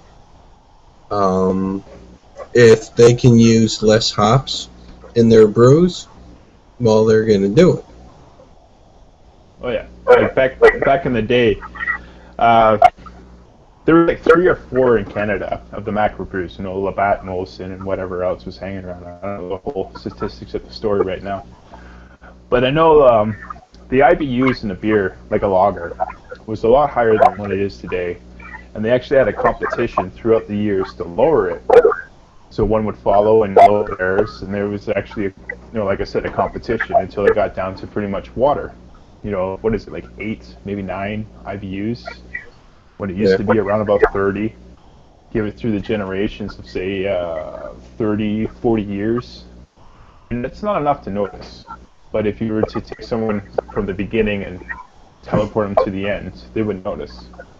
Because you drink like old Prohibition style cream ales, like they're very malty, they're bitter, they're in your face forward.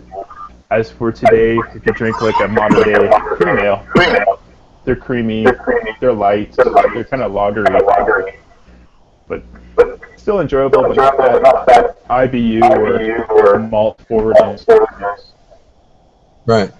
Well, yeah, I mean, any beer is the same way. Like, if you had a Pabst that was made Pabst Blue Ribbon that was made in 1940, and it was still, you know, good enough to drink, no health hazards, and you had a modern PBR, they wouldn't taste the same, even though they say, oh, this is the same beer that's been brewed since 1875. No, it wouldn't be the same, because people and times change, and I mean, everything's about the bottom dollar. They're going to use less of everything and charge you more to maximize profit. Right, it's all in the name. Like with Budweiser, the recipe's been grandfathered down, so they can state that you can use 4 ingredients, you know, water, hop, malts, and yeast.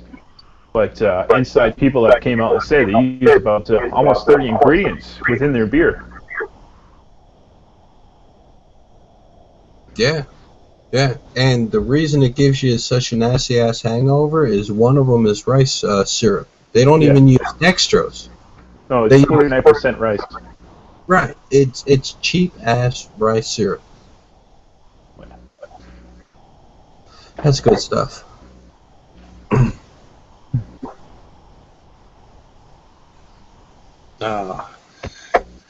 Well, Alright, cut you loose and hey. yeah, I gotta get going too, guys. I gotta get up around about 5 o'clock too. I got work in the morning, man. Yeah, I gotta work tomorrow afternoon though. I mean, second shift and all that. Oh yeah. Cheers, man. Thanks. Thanks for stopping by. No problem, man. Thanks for hosting it. Hey, good to see you again, Brandon. You take care of yourself. You too, man. Thanks. Cheers. Cheers, Brandon. Yeah, YouTube Live. Catch you Cheers, later, mate. Cheers, Justin. You bet. Thanks, Clive.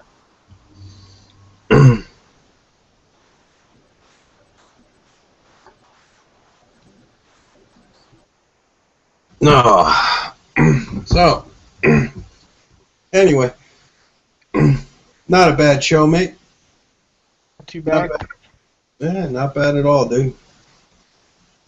You and Brandon a little bit over my head there for a while. But Well, there's things about brewing I know. There's things about brewing I don't know. And I mean the whole Brettanomyces, lactobacillus, that kind of thing. I got absolutely no idea about.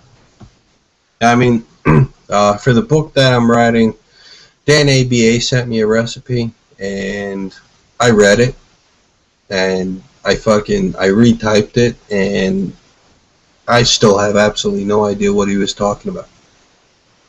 yeah, Dan he's got way too much knowledge. Yeah, I mean, that guy's favorite beer is actually infected with E. coli. That's just insane to me. Well, yeah, I mean, by the time he drinks it, there's no E. coli in it, but it was in it at a certain point in time, and I'm like, you know what? To me, like E. coli, that signals like a health scare. Thousands of people hospitalized over state lines and shit. You know what I mean? And like you're intentionally putting this shit in your beer. Yeah, it's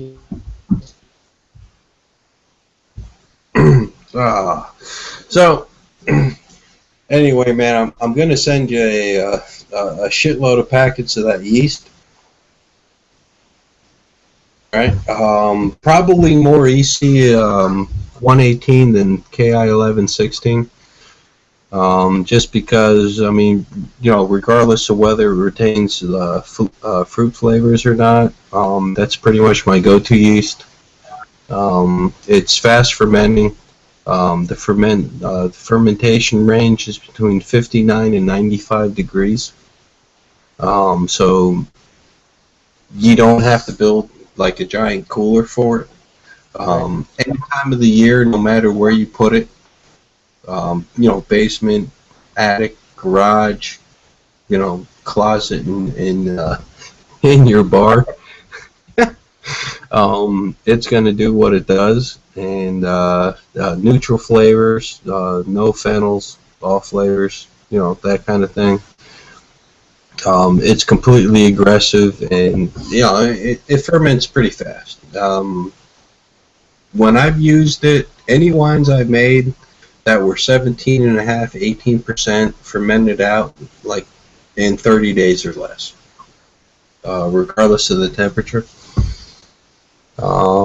Yeah, I mean, then, you know, you stabilize it, you back sweeten it, you bottle it, and then, you know, you let it age in the bottle. But, you know, I mean, if you got a yeast that'll ferment to 18% in 25 days, why wait, you know, 35 or 45 days?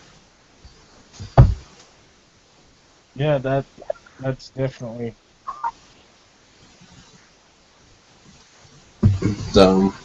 Actually, I might send you a little bit of my apple pie moonshine. That would be awesome. I'd love to give that a try. Well, what I do is I only distill water. But the water I distill comes out of my still between 95 and 97% pure. Right. Right. But what I do is that's too strong to drink. It's just because of the equipment that I have. It comes out that strong. So I cut it down with distilled water. If I'm drinking it straight, I cut it down to 100 proof, which is only slightly stronger than vodka. If I mix it, I cut it to 150 proof. So what happens is 150 proof, 1 quart turns into 2 quarts. So 150 proof, finished product turns into about 75 proof. So it tastes good, and you can drink enough of it that you're not completely fucked up in 15 minutes and end the night. Right. I've had people complain. They're like, "Oh, it's not strong enough," and I try to tell them. I put 5 gallons in the thing, and to get a gallon out of it at 195 proof, it takes about 6.5 hours from start to finish. Well, And I actually did a run once. My father-in-law, before he passed away, he's an old hillbilly from the Ozarks, and he had a still, and I was after him and after him and after him to show me how to do it. So we made up a corn mash and run it, and it took us freaking most of the night to get it made. oh yeah, yeah. The one I have is it's like a commercial thing. It's a column reflux still, basically. Doesn't matter what you put into it. What you're going to get out is basically pure alcohol. So all I ever run through it is just a sugar wash, because it strips everything out of it. There's no sense in making a like an all grain batch or a rum batch with molasses and whatnot, because it's only pure alcohol comes out the top. It's a reflux still, not a pot still. So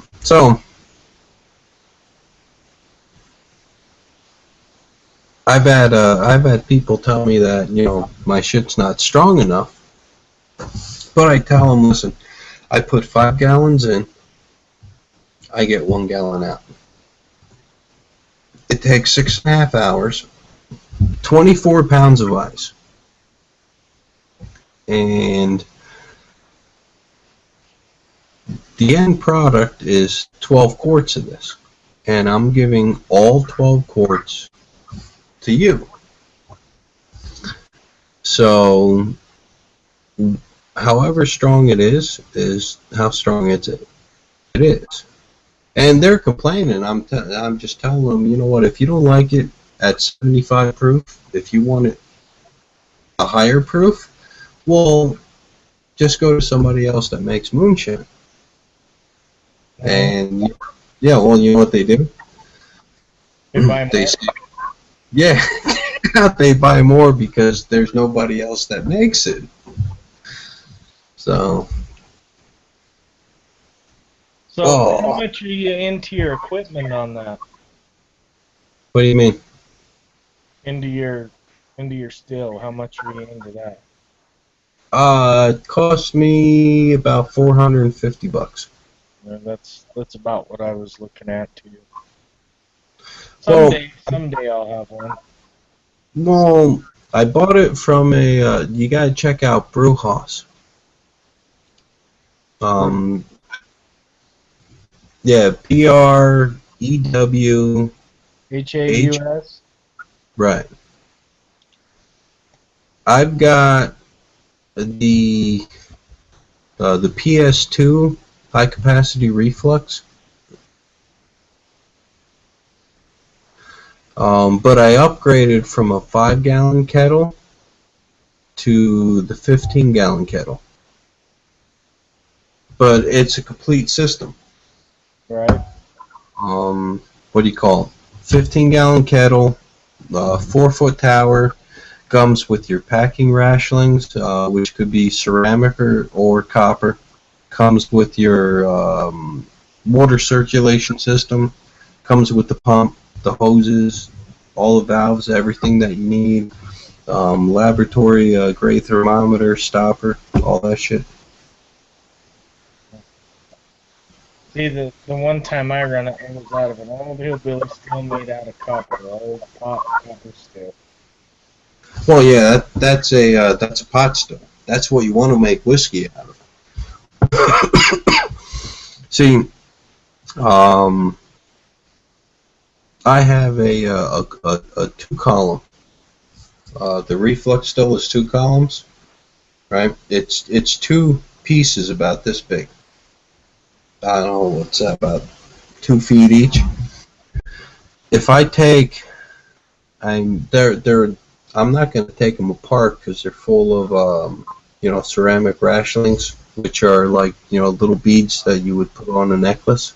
To just increase the surface area. But if you were to take them apart, put the top part on the top of the boil kettle, what you have is a pot still, and you can make whiskey and grappa and brandy and that kind of thing.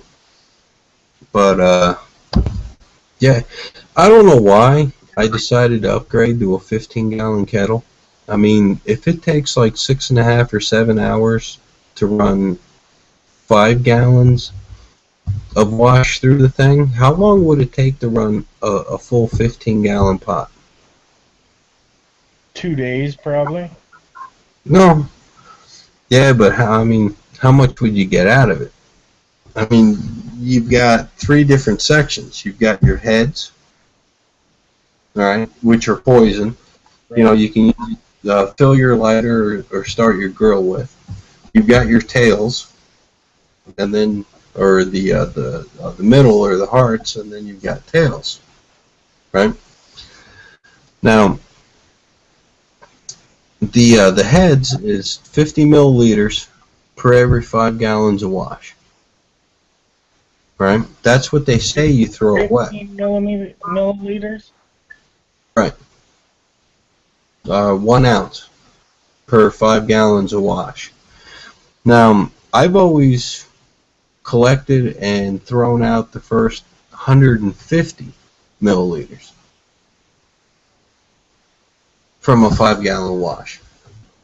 I put 5 gallons in, I collect 150 milliliters, and then I pitch it. Well, actually, I fill my Zippo with it, but that's I don't drink the shit. Right. Right? And there might be good alcohol in it, but there's definitely bad alcohol in it, and I err on the side of caution. You know what I mean? I'd rather lose a bit of extra product and keep my eyesight. Right. Because if I'm throwing away 3 times the recommended amount, I know whatever it is I'm collecting has absolutely no methanol in it. Right. And then I run the still by temperature. Not by time or volume or anything like that. The still, because it's reflux still, heats up really slow till it hits about 140 degrees. And once it's 140 degrees, it'll sit there for 10 or 15 minutes, and then if you blink your eye,